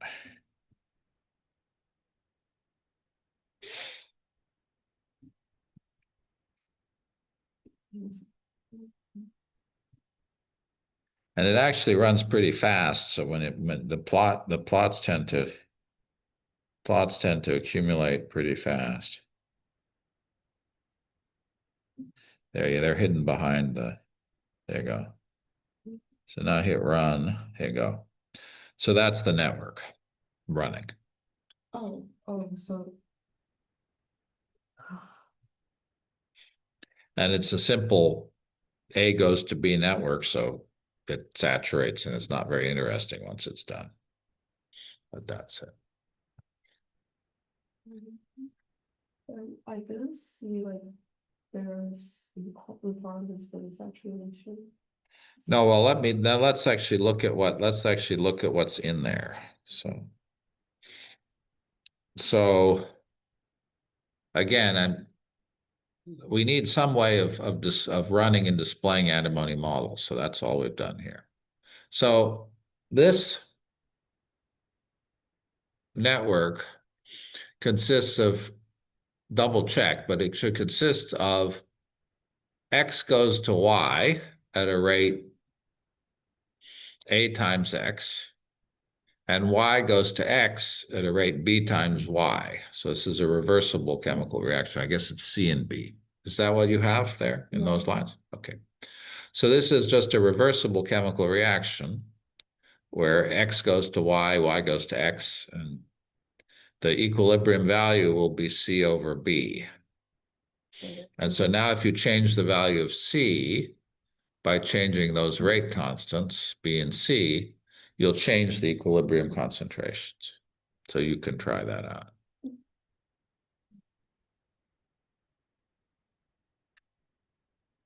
I mean, they won't look very different in the sense that you'll still have rapid equilibration, but the final relative values of X and Y will be different.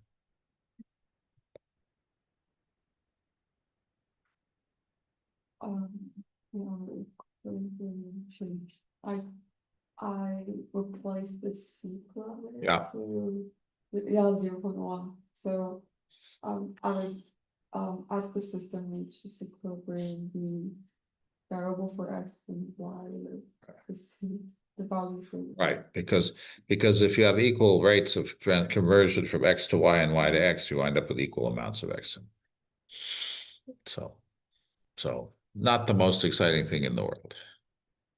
Right. But it tells us something that we can do. And so now let's actually talk about how antimony mol spec works. You can keep it up on your screen there, but we can look here too. So the first thing is that there are, as usual in Twit, there are a bunch of utilities, unfortunately under the name of SBML solver, which doesn't help when you're doing antimony. And it will allow you to paste in references to network models. There are two kinds of network models in CompuCell. You can run what is called a free-floating model, which is simply a model that runs in the whole system. And you can also run models that are inside of each cell individually. So you have two options. And here the naming is actually consistent, which it isn't for a lot of things. For example, for the dictionaries, it's not. And so unsurprisingly, given that it's Python, the interaction with the network models is through dictionaries. And so we're used to cell.dict key name. When you load an antimony model, you will have something called cell.sbml model, and then the key name. And that's for the cell-loaded models. Self.sbml.model will give you the access to the whole system. Now, the model specification itself is literally a character string. So you'll notice it says model string equals triple quote. Why triple quotes? Because if you want to have carriage returns, you have to use triple quotes in Python. And so the model specification is just a character string. That is very simple. The disadvantage is that if there are typos or syntax errors in the character string, it won't tell you where the error is, because the character string is a string. The line numbers in your code don't have anything to do with the character string. So it doesn't tell you. So debugging is a little harder because errors in the anemone don't get mapped to the position. All right. And the other thing that we wind up having to do a lot is that we often will have to copy between the cell.sbml dictionary and the regular cell dictionary. They're not automatically exchanged. So you have to like claim that we just start. Well, and the step function will copy stuff back and forth a lot. Now, why is that? The reason for that is that in principle, you can have multiple network models running inside the same cell. And so if we had them all map just to the cell dictionary, you wouldn't know which network model you were referring to. Just the way with things like chemotaxis, you have to say, which chemical field am I responding to? In this case, I have to tell it which network I'm talking about. Because I could have multiple networks, different networks that have the same variable name, that they're kept, the scope is kept separate. So the advantage is you don't have to worry about reuse of variable names. The disadvantage is you have to do the copying by hand. Okay, so how does the syntax work? Here's a simple example, not even two work actions, just one. Here, T goes to I1 at a rate B times T times V. This is essentially an infection model. V is the amount of virus, B is the rate of infection, T is the number of uninfected individuals, I is the amount of infected individuals. So we have a model string. It's in green here with triple quotes. And then the model specification here is in yellow. And there's a lot in some of these that is optional. For example, there's a lot of things that we don't need. There are two different kinds of comment. The hash, like in Python, works as a comment. Double slash also is a comment. You can tell that the anemone is derived from C++ because it uses a semicolon as a separator. Yeah, also C++, they use double slash too. Yeah, so that's also where that comes from. So the one place that this becomes annoying is that the exponentiation operator, if I want to say a to the b, x squared, in one it's a caret, and the other it's star star.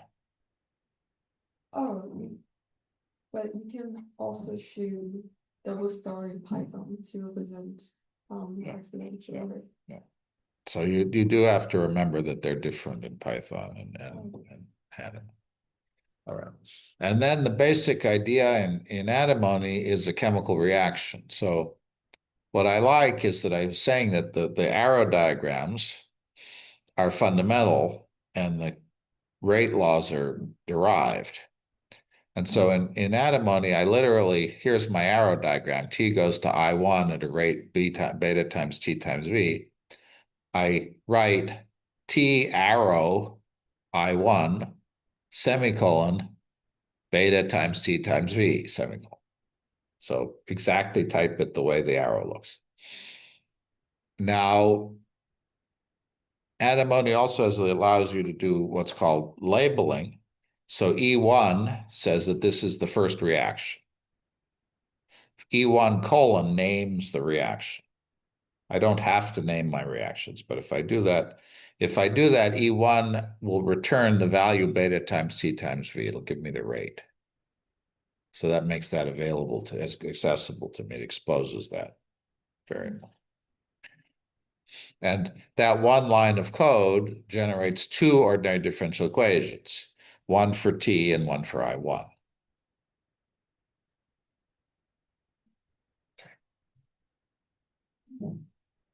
All right.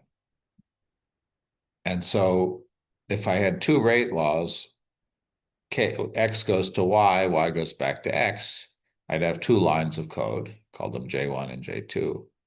And each one affects both the rate for X and the rate for Y. So I have two rate laws here. So I have two arrow diagrams, X goes to Y goes to X, and I have two rate laws as well. And so if you're used to writing the ODEs, sometimes it takes a little bit of thinking about how to organize them as arrows and vice versa. You can always exchange them. I mean, any ODE can be written, any rate law ODE can be written with arrows and vice versa. If I'm lazy, I can just, nothing goes to Y is equivalent to writing dy by dt. So arrow Y is equivalent to writing dy by dt, and then the rate is whatever is on after the semicolon. Again, naming the rate law gives us access to the rate constant itself. What else? This is just showing how the arrows relate to the components in the ODE. I don't think that that's that significant. If you have a question, I'm happy to answer it, but I think it's pretty straightforward.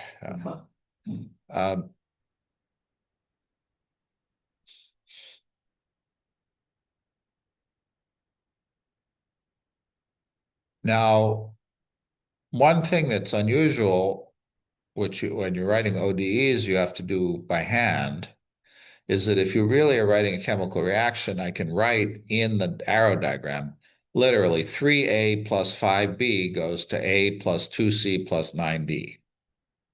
And it'll handle all of the conversion factors automatically.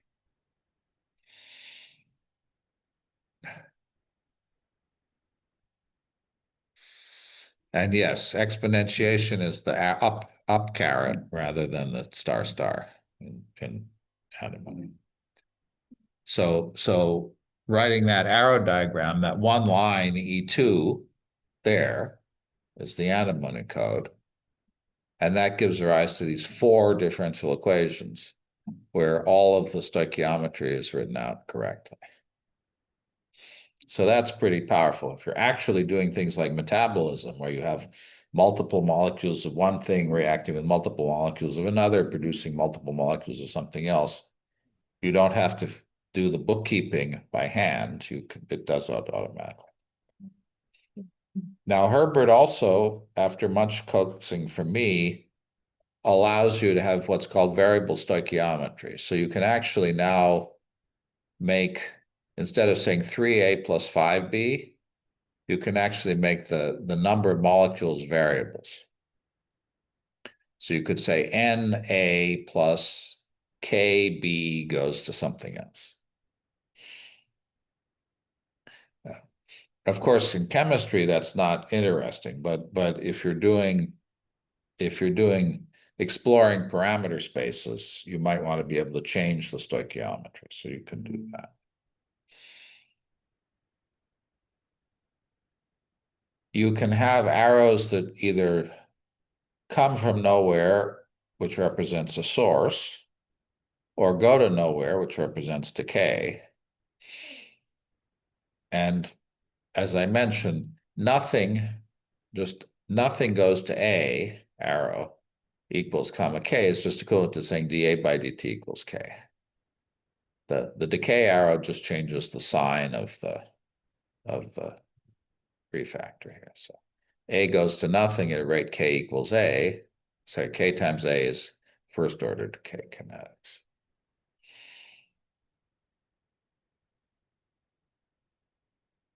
And if you really want to, you can write ordinary differential equations. If I say T prime equals beta times T times V, that gives me dt equals beta times T times V. It's equivalent to writing E1 colon nothing goes to T beta times T times V.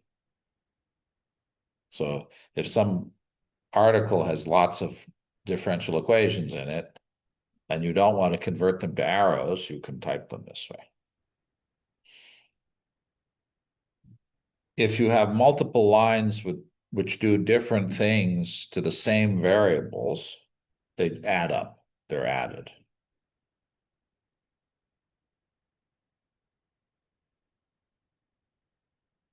So that's Sorry, sorry, go ahead. but so they will be implemented by order. So the order of the lines does not matter. No. But if like there are multiple lines that are implemented toward one substances. Right. But they just they create new terms in the ordinary differential equation. But the concentration or the amount at that time point doesn't. They were just like They're simultaneous. it's just one. Okay, so So that's actually, you could do this little exercise. So here are 3 lines of antimony. What are the ODEs?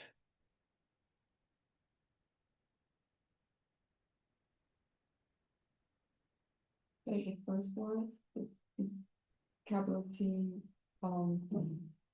divided by B. Well, so before you even do that, how many variables are there? Four. 4. So how many ODEs do you have? 4. So why don't you just do, what is let's just do the first one, dt by, I hate to say d capital T by d lowercase t, right? dt by dt equals what? K0 and what? And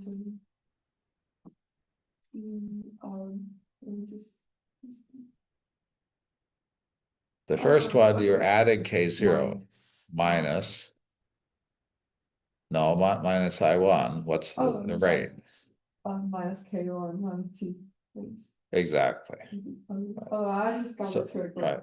So it takes a little while to get used to going back and forth between the 2 representations, but once you've done it a few times. Oh, I got it. So what about the rate equation for V? It's a dV, T equals minus K. Yeah, it's just this one. Just the one of them. Yeah. So V isn't created anywhere in these things. And what about I1? So the K, so the right hand side would be K1 times factor, minus K2 times I1. Perfect. So, but you see, there's no, the order of the equation, the order that I specified doesn't matter because it's converted to the same ODEs. Whatever order I put them in, it tells me the same ODEs. So there you go. So that's you might be surprised that for people who haven't done this a lot, this is quite confusing. When people first see this, in a sense, it's extremely simple, but people find it quite confusing to do. Okay, so the next thing we have to do is we have to specify the initial values of all of the parameters.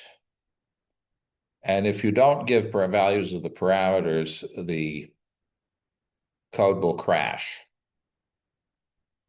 The variables, if you don't give an initial value of the variable, it will be set to 0, although you always should give an initial value of the variable. But if you don't give the parameter values, the code will crash. What's the difference between a variable and a parameter? Anything that appears in the rate arrows, T, I1, those are variables. Things that only appear here on the right-hand side of that semicolon, like beta, are parameters. Of course, you can convert a parameter to a variable and vice versa. You can think about them both ways if you want. Well, you could make the parameters into variables. You can't make variables into parameters okay. And you can write scientific notation 1e to the 7 if you want to. And then you have to specify the initial values. You should specify the initial values of the variables too. Now, to do simple networks, that's all you need. That's why I like this. It's extremely simple. Now, there are all sorts of additional things that you can do. You can have functions. So I could define a hill function, for example, and use that. Standard arithmetic and function names work. Sine, cosine, tangent, those all are predefined.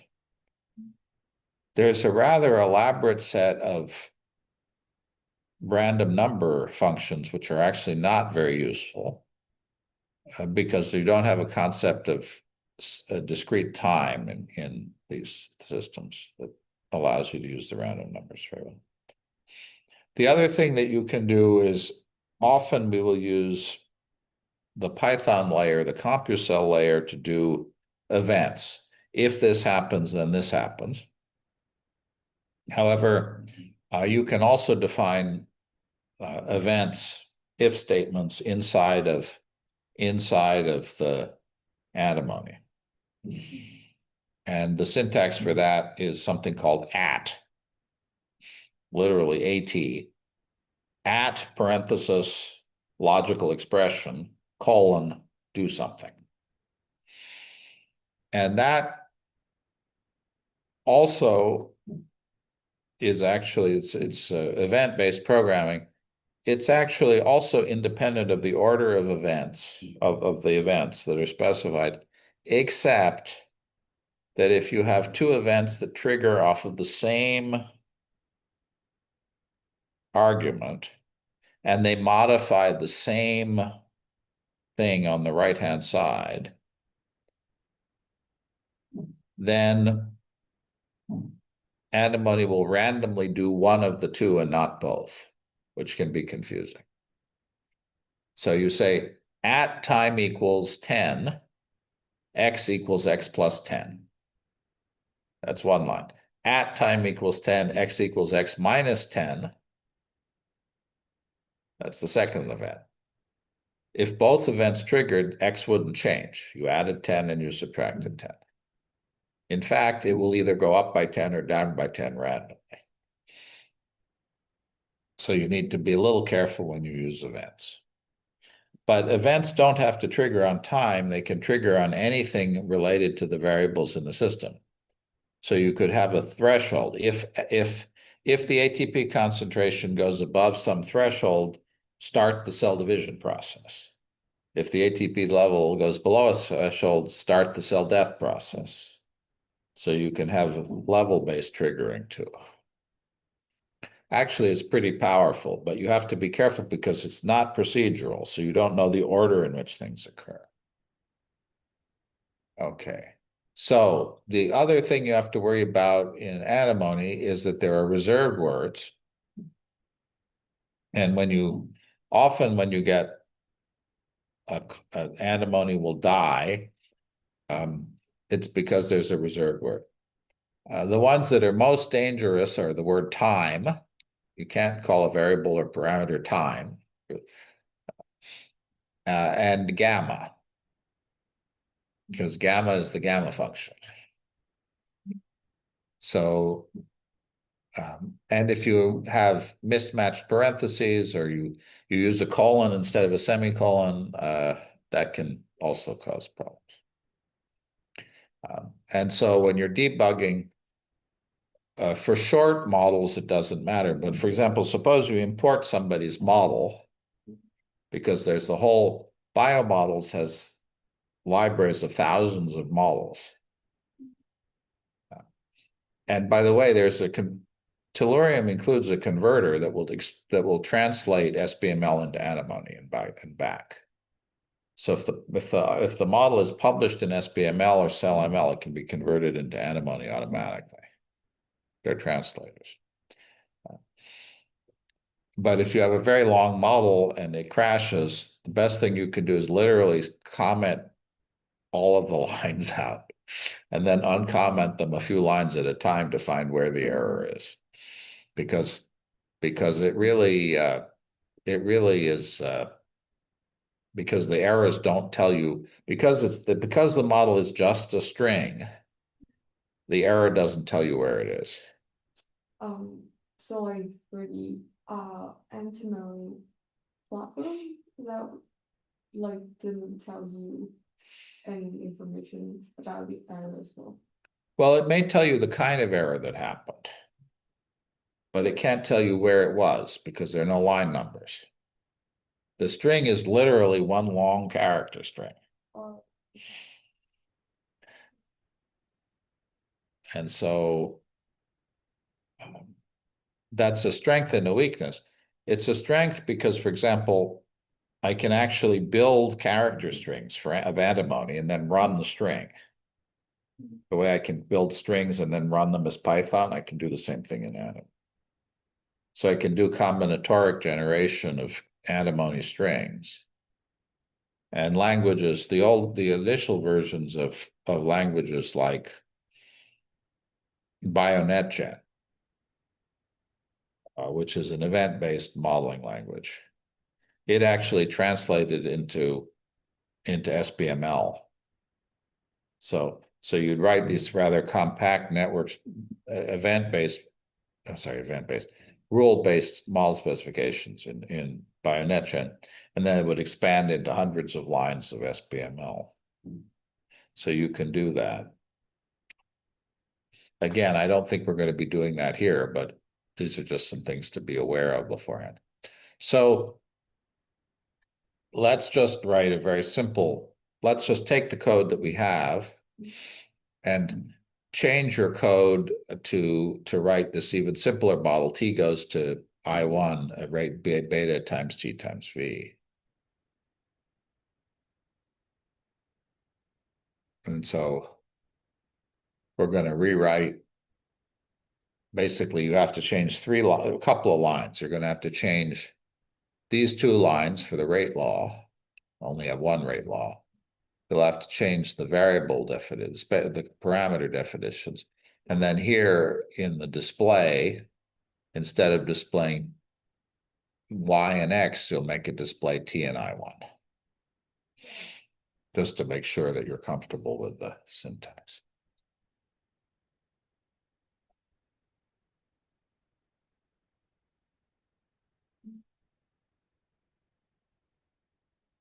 And actually, I have the code written out here. Yeah. You know, you don't need to name the rate, you don't need the comments. You can ignore all of that. I always think that it's better practice to always have the rate, to have the units as a comment for any rate law. I like to give the units, but you don't have to put all that in.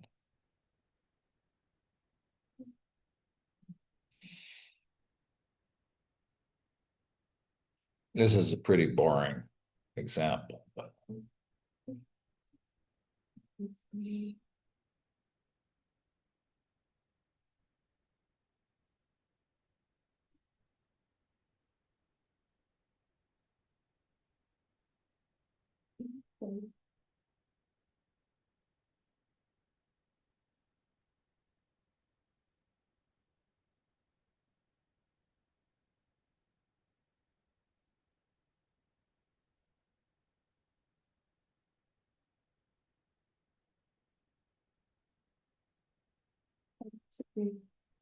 Here, if you don't specify how much is I1 at initial condition, so it would be 0. But You want I1 to be 0 initially? Sure. So just set I1 equals 0. But if you don't like that, if you don't climb here, so that will be also treated as 0. It should set I1 to 0, but I would recommend always defining the initial values. Okay. It won't crash and it should be okay, but one should always provide the default values. Just add the variable information. Yeah.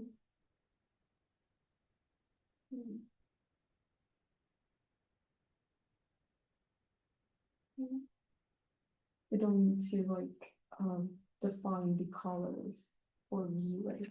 Well, here in this line 18, you're going to have to change the variable names when you display it.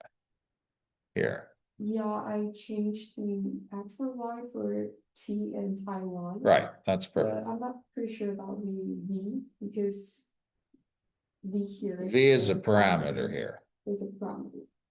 Okay, so you don't. So you don't need, okay. if you try to plot it, you'll just get a constant. Okay. It should plot, but it'll give you a constant.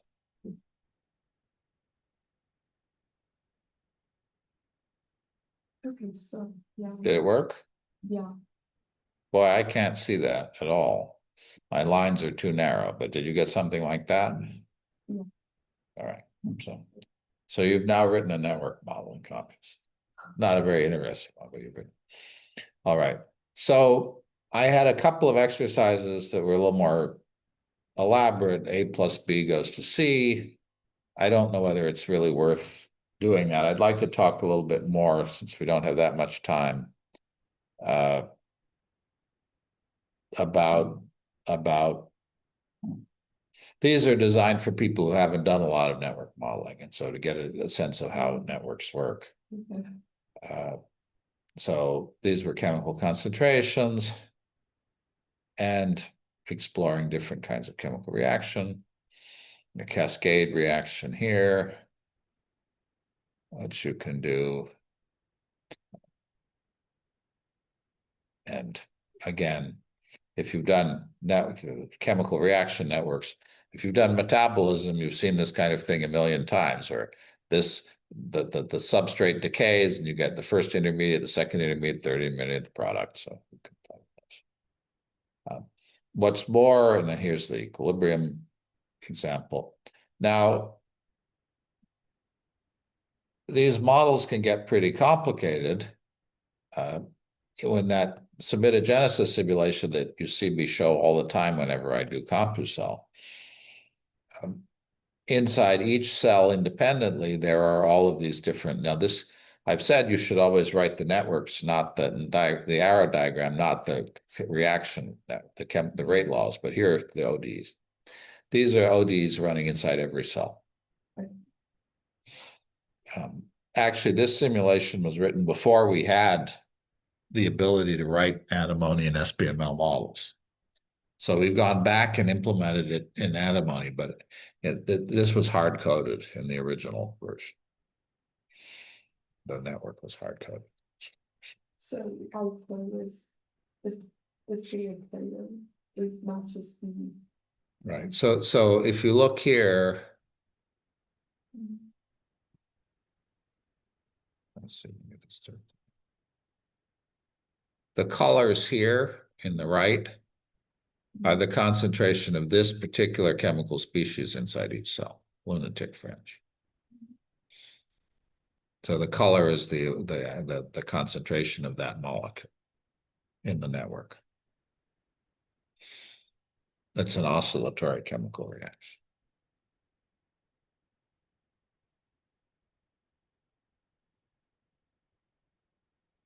So in the middle, there's a diffusion field here, this one.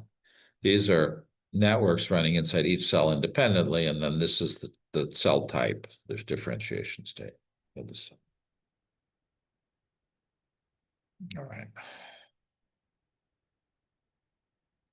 This is an example which we used to run in class, but you can tell it's really old because the color doesn't actually stay inside of the boundaries of the cell. When we first did the cell tracking field, it didn't work as well. So this is actually one of Tyson's cell cycle models for cyclins. And we're running that inside of the cell, and the cell growth and division are controlled by that now. And then the one that I always do, I don't know if we'll have time to do it today, but it'll be, if we don't do it, it'll be the homework exercise, is the delta notch model. So we have a simple model of the two molecular species delta and notch that runs inside each cell. And the critical thing here is that there's contact signaling between the neighboring cells. And so the state of the internal network of the cell is continually coupling to the networks in the neighboring cells. And unfortunately, we have to do that by hand at some level in the CompuCell layer. And that's what I wanted to talk about, was just the syntax for doing that. So if we're going to run these models inside of CompuCell cells, we have to specify the network model. And that network model could be written in antimony. And I like antimony because it's simple and compact and easy to read. But if you want to write it in SBML with all the brackets and everything else, that's fine. If you want to write it in CellML, that's fine. And I'm not going to cover the antimony and the MABOS specification. If Pedro could do that for you if you want. But you can write network models in MABOS if you want to do Boolean network models too, stochastic Boolean. So we specify a string or a file that contains our model. We have to load that model into our cell or into the whole simulation. And again, we're allowed to have multiple models inside individual cells. Different cells could have different models in them. We don't usually do all of that, but it's possible. Then we have to be able to time step the models. And the time stepping is synchronous. So there's a command called time step model, and time steps all the models. When we load the model, we have to give the conversion of the model internal time to CompuCell time.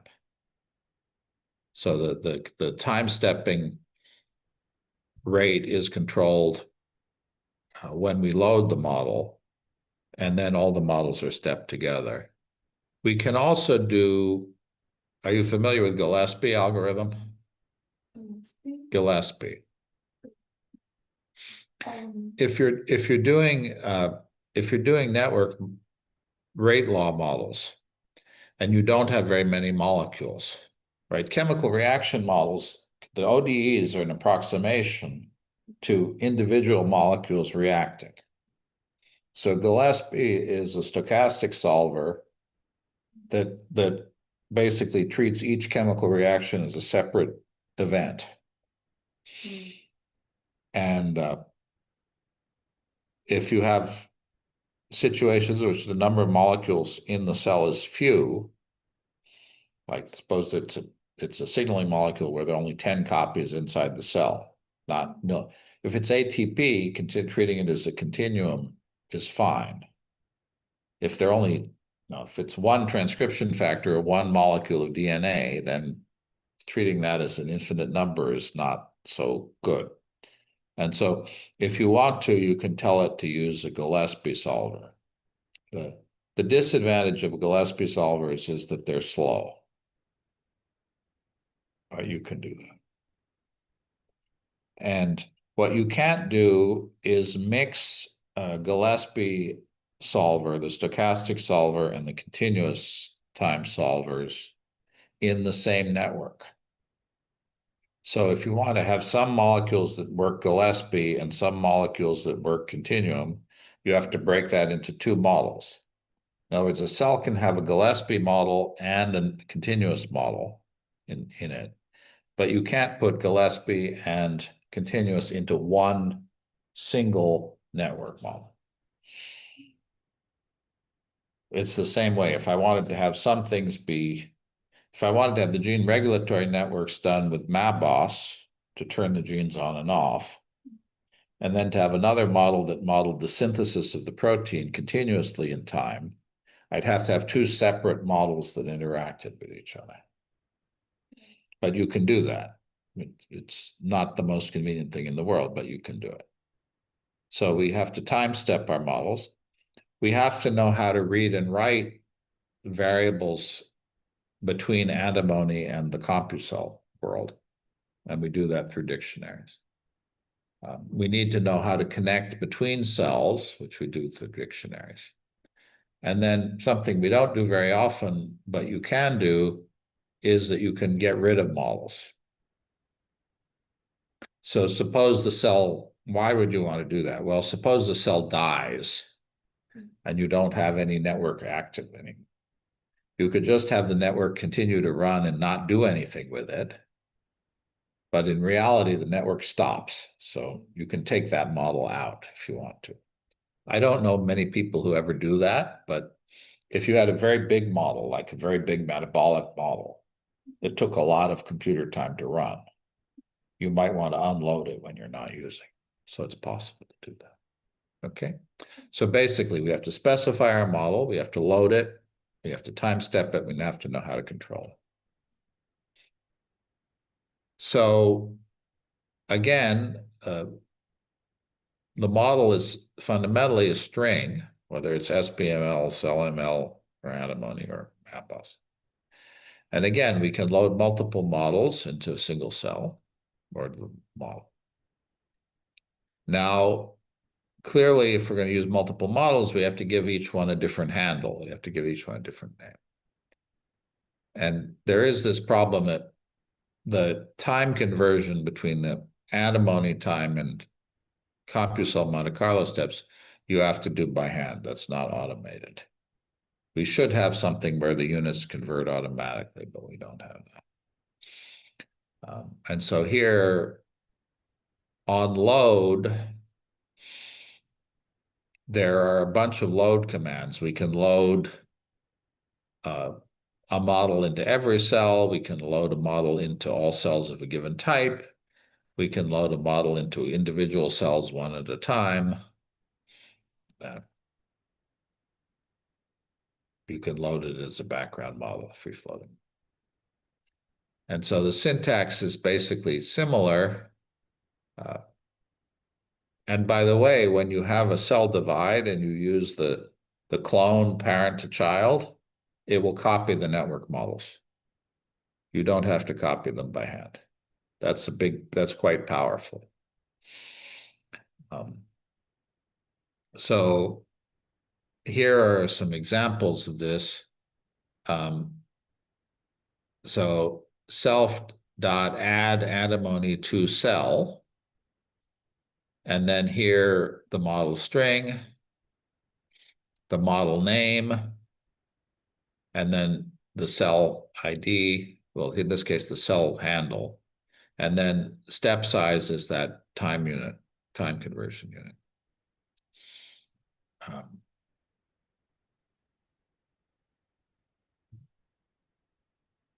And I can also load a free-floating antimony model, add free-floating antimony model, that will run one model over the whole simulation. It doesn't belong to the cell. I'm also allowed to read from a file. So instead of model string equals model, I could say model file and then give it a path name and it'll read it. So you always have the usual problem that you have to be careful about where the model lives. Is it an absolute location? Is it a relative location? But you're allowed to do that.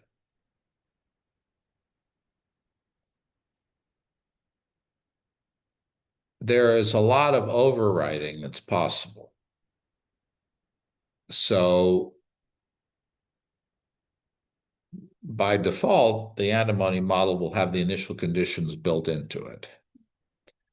But you can overwrite those when you load the model. There's a command initial conditions equals, And then it's a big list which contains all of the overwrites that you want. Or you can iterate through the variables and do it by hand as well. So that's pretty powerful. And if you forget all of this, all of these many options are in that hierarchy there. Again, unhelpfully under SBML solver instead of under network solver. You should really change that. Okay. So add free floating antimony model would go in the start function, and it will then define a model string and then do the load for you.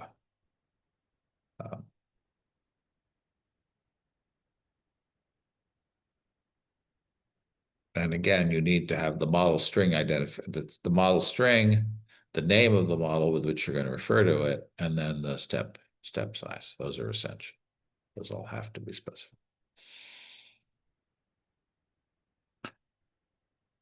Normally, libRoadrunner is pretty good in terms of stability.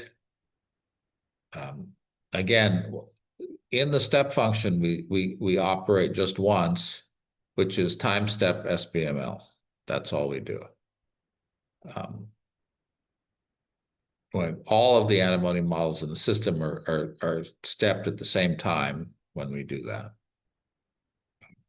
There are options when we load the model, and we can update those for the stability criteria.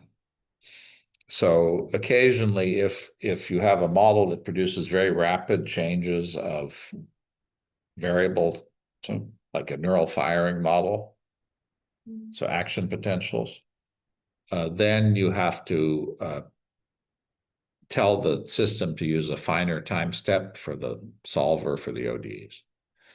And so you can define a tolerance function, a relative tolerance and an absolute tolerance for conversion.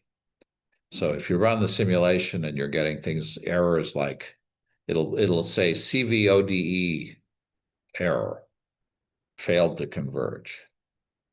If you see that error, then you have to adjust the time steps.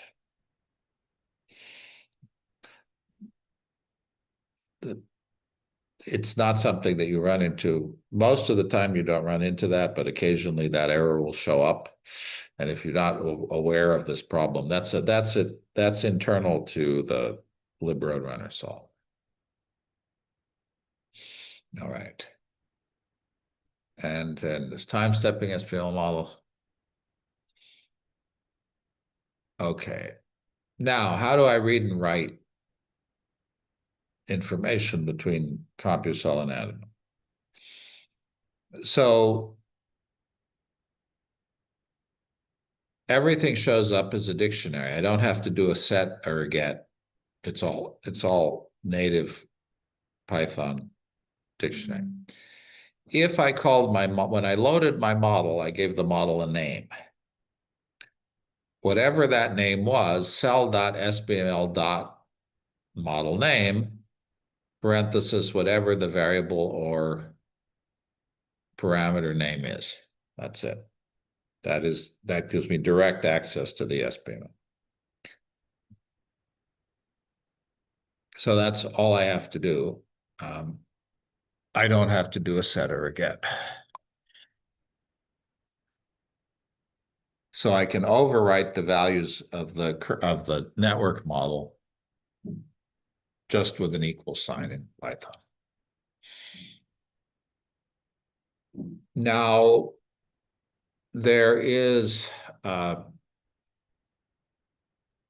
if I want to use the free floating model, then it's self.sbml instead of cell.sbml. That should be like that for the dictionaries, but it is. I mean, the whole cell dictionary. There is a function which is result equals self.sbml.modelName.values, parenthesis, that is supposed to return a list with all of the variables and parameters and their values. Now, apparently nobody used that for a long time, and somebody told me that the current version of CompuCell doesn't work. Is this just return the list of like values? It'll return a list with the variable name and the value, variable name, value, variable name. Oh. That's a standard. But I'm not sure it works. Somebody told me that it didn't work. The individual ones are fine. In other words, we use the variable one at a time, we use all the time. And that definitely is fine. But the list return, I don't know if it works or not. I haven't tried it. And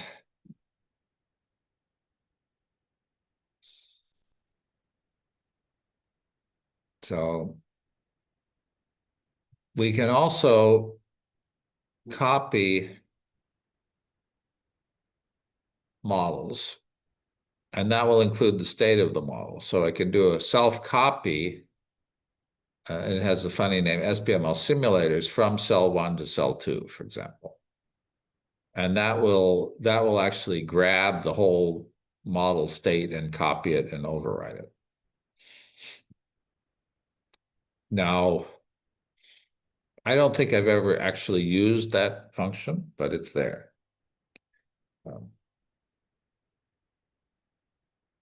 You can imagine situations in which you'd want to do that.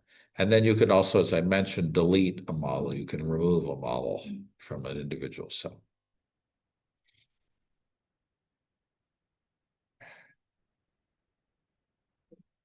And I'm looking here and I see this underscore, and I don't think that underscore can be right. So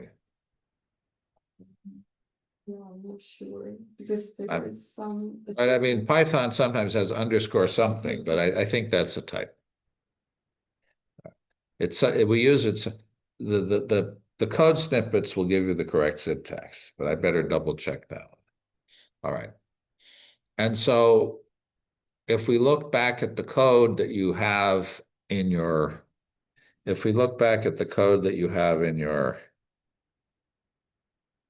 in our example demo, let's look at that together now. As I said, at the beginning, you wanted to walk through the code. I wanted to explain everything first, and now we can look at the code together. So if you screen share, then we can look at it together. And you should see basically all of the things that we've just been talking about. Can make this a little bigger so I can see. No, it's okay. I have to change my screen so I can see. Okay, so let's look at line 28. Add free floating antimony model. Model string equals model. And then confusingly, the model is named model. So the model string is defined in lines 4 through 19. Okay. And then we've set our step size equal to 0.1. We could change that. Actually, 0.1 is pretty big for this model. 0.01 would be better. And then we create our plot in line 31. And we add the plot window here. We add the plot sequences here. And we've done something a little bit tricky here, which we don't do that off, which is sort of nice. If you look at line 21, we have a list of all the variables that we're going to use. And so here in line 39, we're actually iterating over all of the variables. So this one line 39, line 38, we're iterating over all the variables in that list. And then we're creating a separate plot series for each one. So that way, instead of having to have a separate line to create a plot for each variable, we put all of them in that one list. So and the same thing in lines 42, 43, 44, we're iterating over all the variables and plotting. And then in line 46, we're time stepping them all. So that's all there is to it for a free floating model.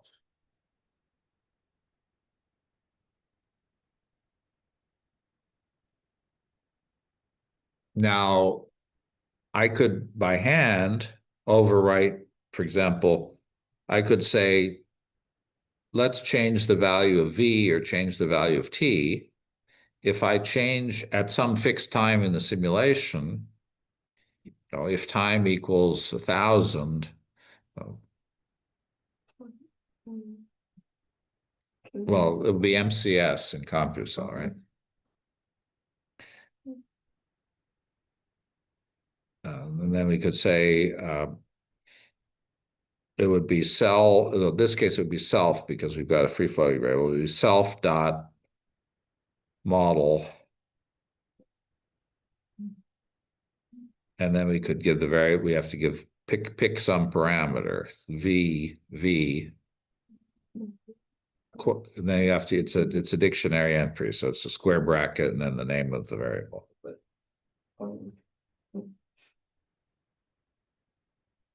T, what about T? Here. Or this is a parameter. So you left out the SPML. So you have to have self.spml.model. Like totally forgot how the parameters here. Just look in the line right above you, the line 44. At the end, self.spml.model variable.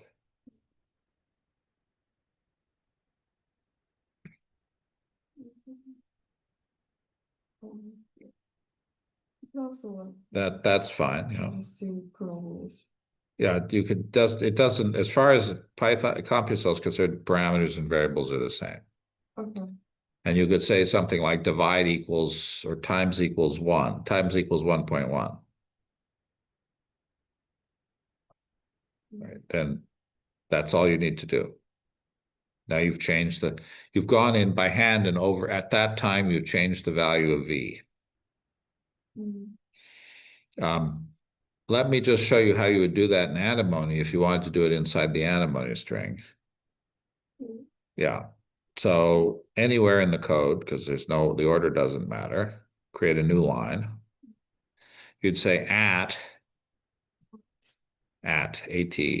parenthesis, space, parenthesis. This bracket or There you go, open parenthesis, yes. Time, at time. equals. Now you have to be a little careful because the time inside is not the same as the time outside. So we've set the step size to be 0.1. So which way does that go? It's bigger. Sorry, it's smaller. One Monte Carlo step is equal to 10. Sorry, it's equal to a tenth of a antimony step. So a Monte Carlo step 1,000 is equal to antimony 100. 100, right? Colon, and then you'd say V. There's no times equals in this, so you'd have to say V equals V times 1.1. So do I need to change lines or just do I need to change the lines? Oh, and sorry, I said colon. Boy, I better remember that. I think it's a colon for that one. FGS. I may be wrong. It may be a semicolon. I better be careful. I think it's a colon. It's pretty weird when it's a semicolon. So, okay. Well, let's just try to Okay, right. Anyway, so those should do the same thing. But like twice or? So in this case, when you get to time step 1,000, V should be increased by 1.1 by CompuCell and by 1.1 inside the atom. So in principle, you should do one or the other, and they should give the same result.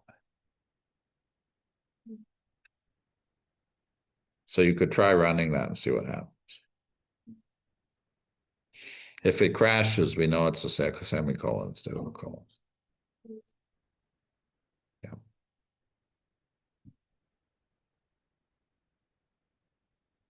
Crash.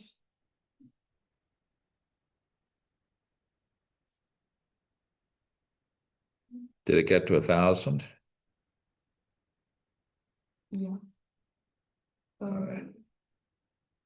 I didn't see the change.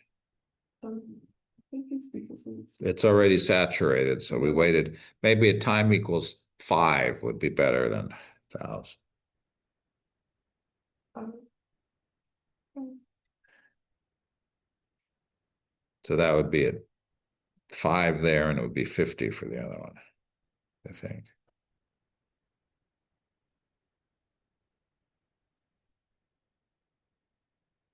See about that. It's still hard to see if it's a little hard to see if it changed or not. yeah. The other thing I would do is, there's another issue that you should be aware of for the antimony also. It's better to use time greater than 5 rather than time equals 5. Yeah, because the time stepping is irregular, so it may not actually get to exactly 5. So just at time greater than 5.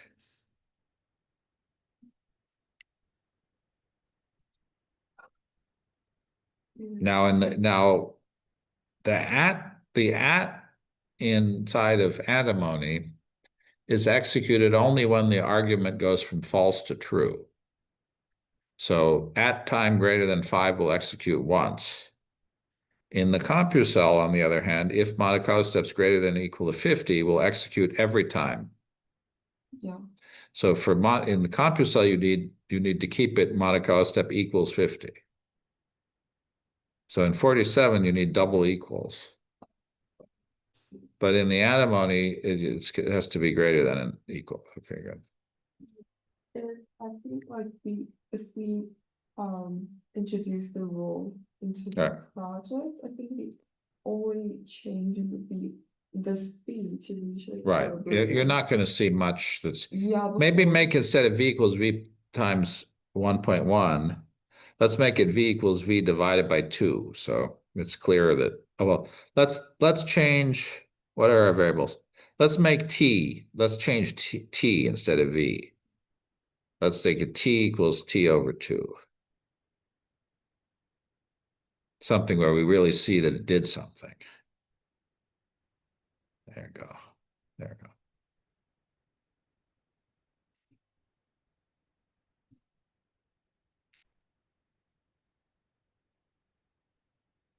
go. All right, but try that.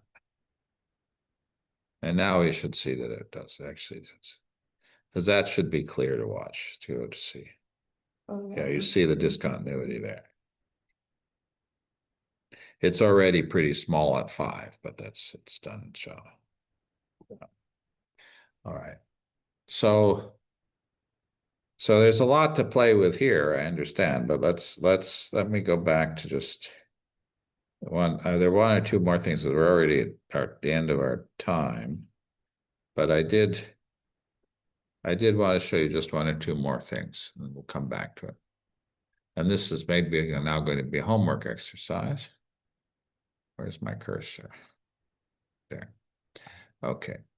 So this is an example where we actually have cells. We loaded a free-floating model. That one's not a very exciting example, but it shows you how to do it. I don't think it's really worth it. And we did exactly what we did here, which is we changed the value in the antimony from Python. That.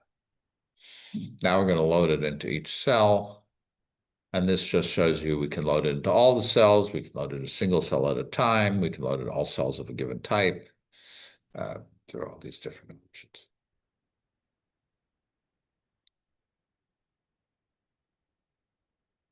We can overwrite the values. For example, suppose some cells have different properties from others. We can change the parameter values. So.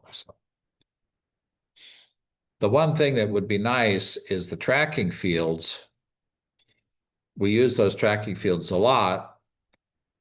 It would be nice if the tracking field could respond to cell.sbml.model dictionary entry. It doesn't. We have to copy the variable from the SBML dictionary into the cell dictionary to be able to display it that way. And we can play those games. Those are probably worth doing. We can, now what I wanted to talk about very quickly, and we can either do it as homework or in class next time, depending on how you feel about it, is delta notch. Now, delta notch is one of the fundamental signaling mechanisms in development and also in cancer and in wound healing, homeostasis. And it is a lateral inhibition mechanism where cells with high delta inhibit delta in their neighbors, cells with high notch inhibit notch in their neighbors. And so you get this salt and pepper pattern. And that's done through delta binds to notch. So it's a heterophilic binding. And the signal is mediated by notch. So when delta binds to notch, notch sends a signal. Now, the actual signaling pattern is pretty complicated. There are a lot of components to it, but there's a very simple, and in reality, if you have multiple deltas on a single cell and notches on the same cell, then they more or less cancel each other out. So the delta and the notch signals subtract on the same cell. But our model doesn't include that. But you get a pattern looks like this, where high delta cells are surrounded by low delta cells, isolated. So there's a very simple model, goes back to Collier from 1996. And it has a very rather oversimplified model. It doesn't distinguish between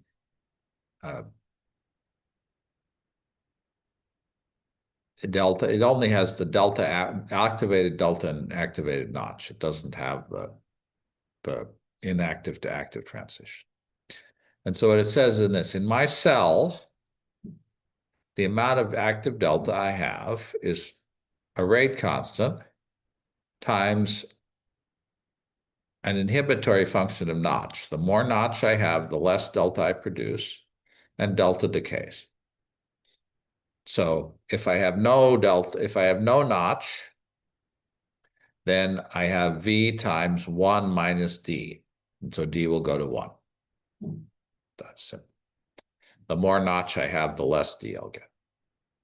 Notch depends not on the amount of delta in my own cell, but on the amount of delta on my neighboring cells. So the amount of active notch I have here depends on delta, not my delta, but on the delta on my neighbors.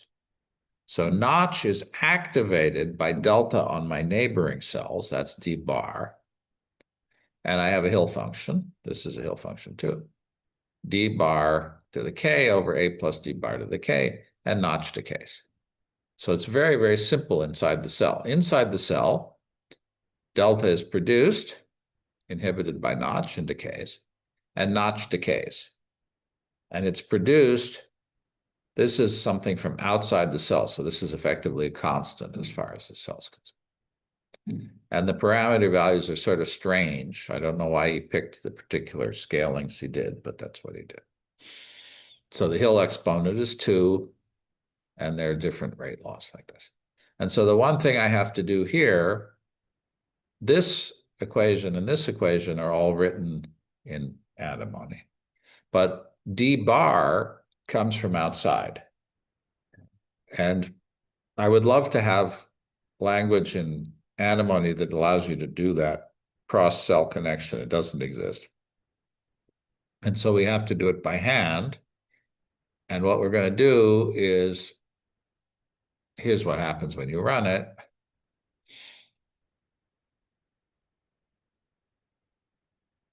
You get that same salt and pepper. So these blue cells are notch cells.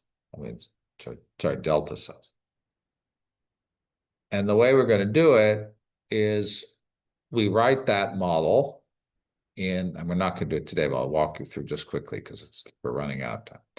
We write this model here for delta and notch for each cell. And then we add that model to each cell. And we're going to randomize the initial amount of delta and notch in each cell. If everything is exactly the same, nothing happens. So you have to put some randomization noise into it. And then, and this is a bit awkward, we'd like to maybe make it more compact. For each cell, we're going to say, what's the level of delta in our neighbors? And so I iterate over my neighbors.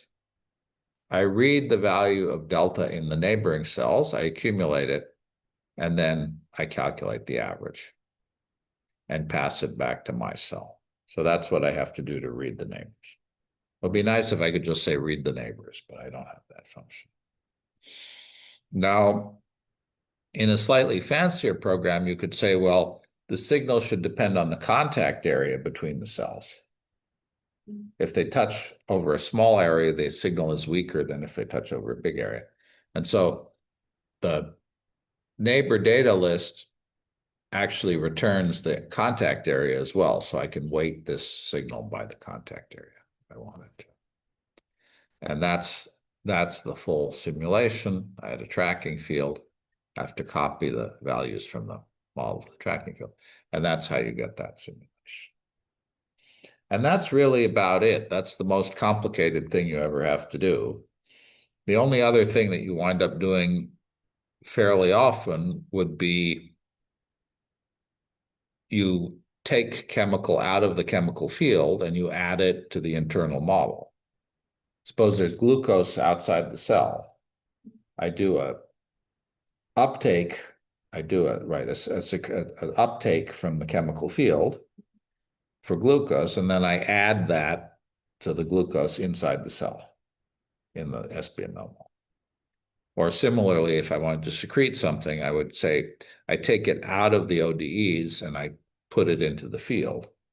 Of course, I have to have some conversion factor, and that's not done for me by hand. I have to figure out what I'd have to do that, calculate the conversion by hand. But so it's a bit hard-coded, but it's not complicated to do that. And that's really, I mean, there are details that could get more complex, but fundamentally, with what you've seen today, you can build almost every model that we've ever built with Multicell.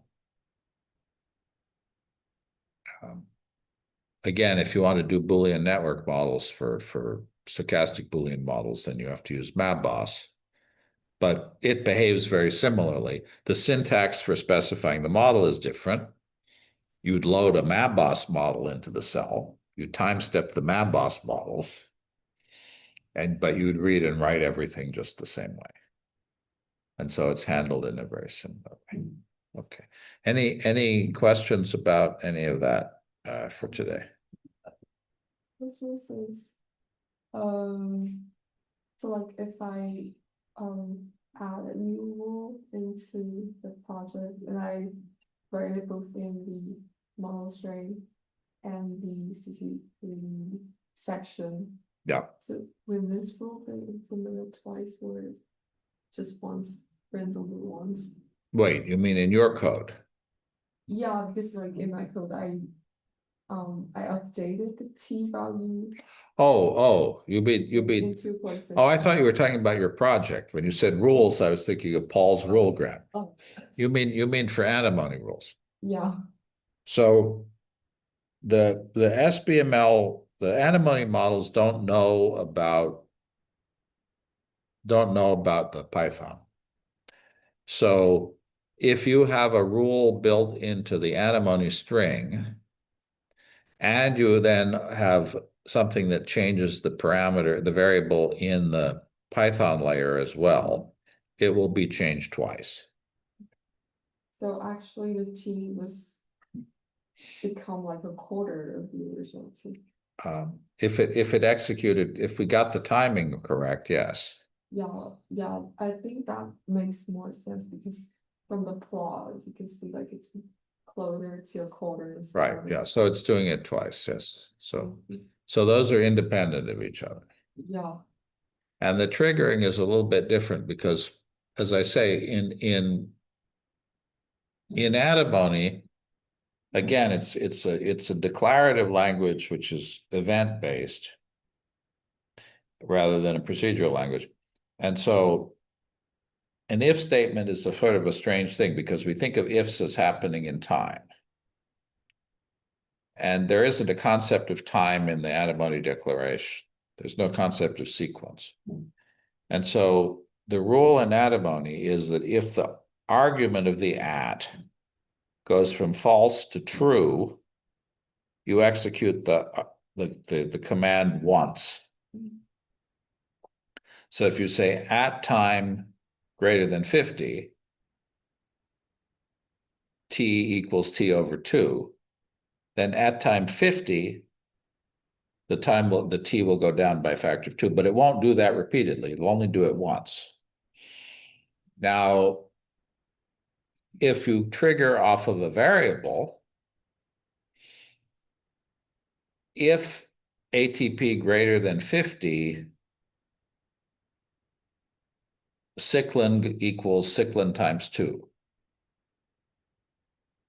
If ATP goes above 50, it will happen, and then it will stop happening.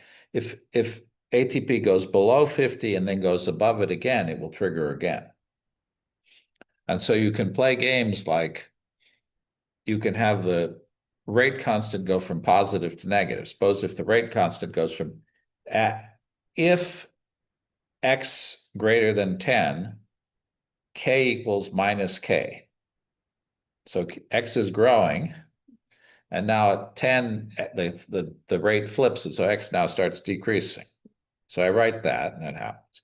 And then I write a rule, if x is less than 1, k equals minus k, it'll go up, down, up, down, up, down, because every time it goes from false to true, it executes. Whereas in Compusel, if I say, if MCS greater than 50 do something, then that will execute every Monte Carlo step. So the triggering is different because one is procedural and one is declarative.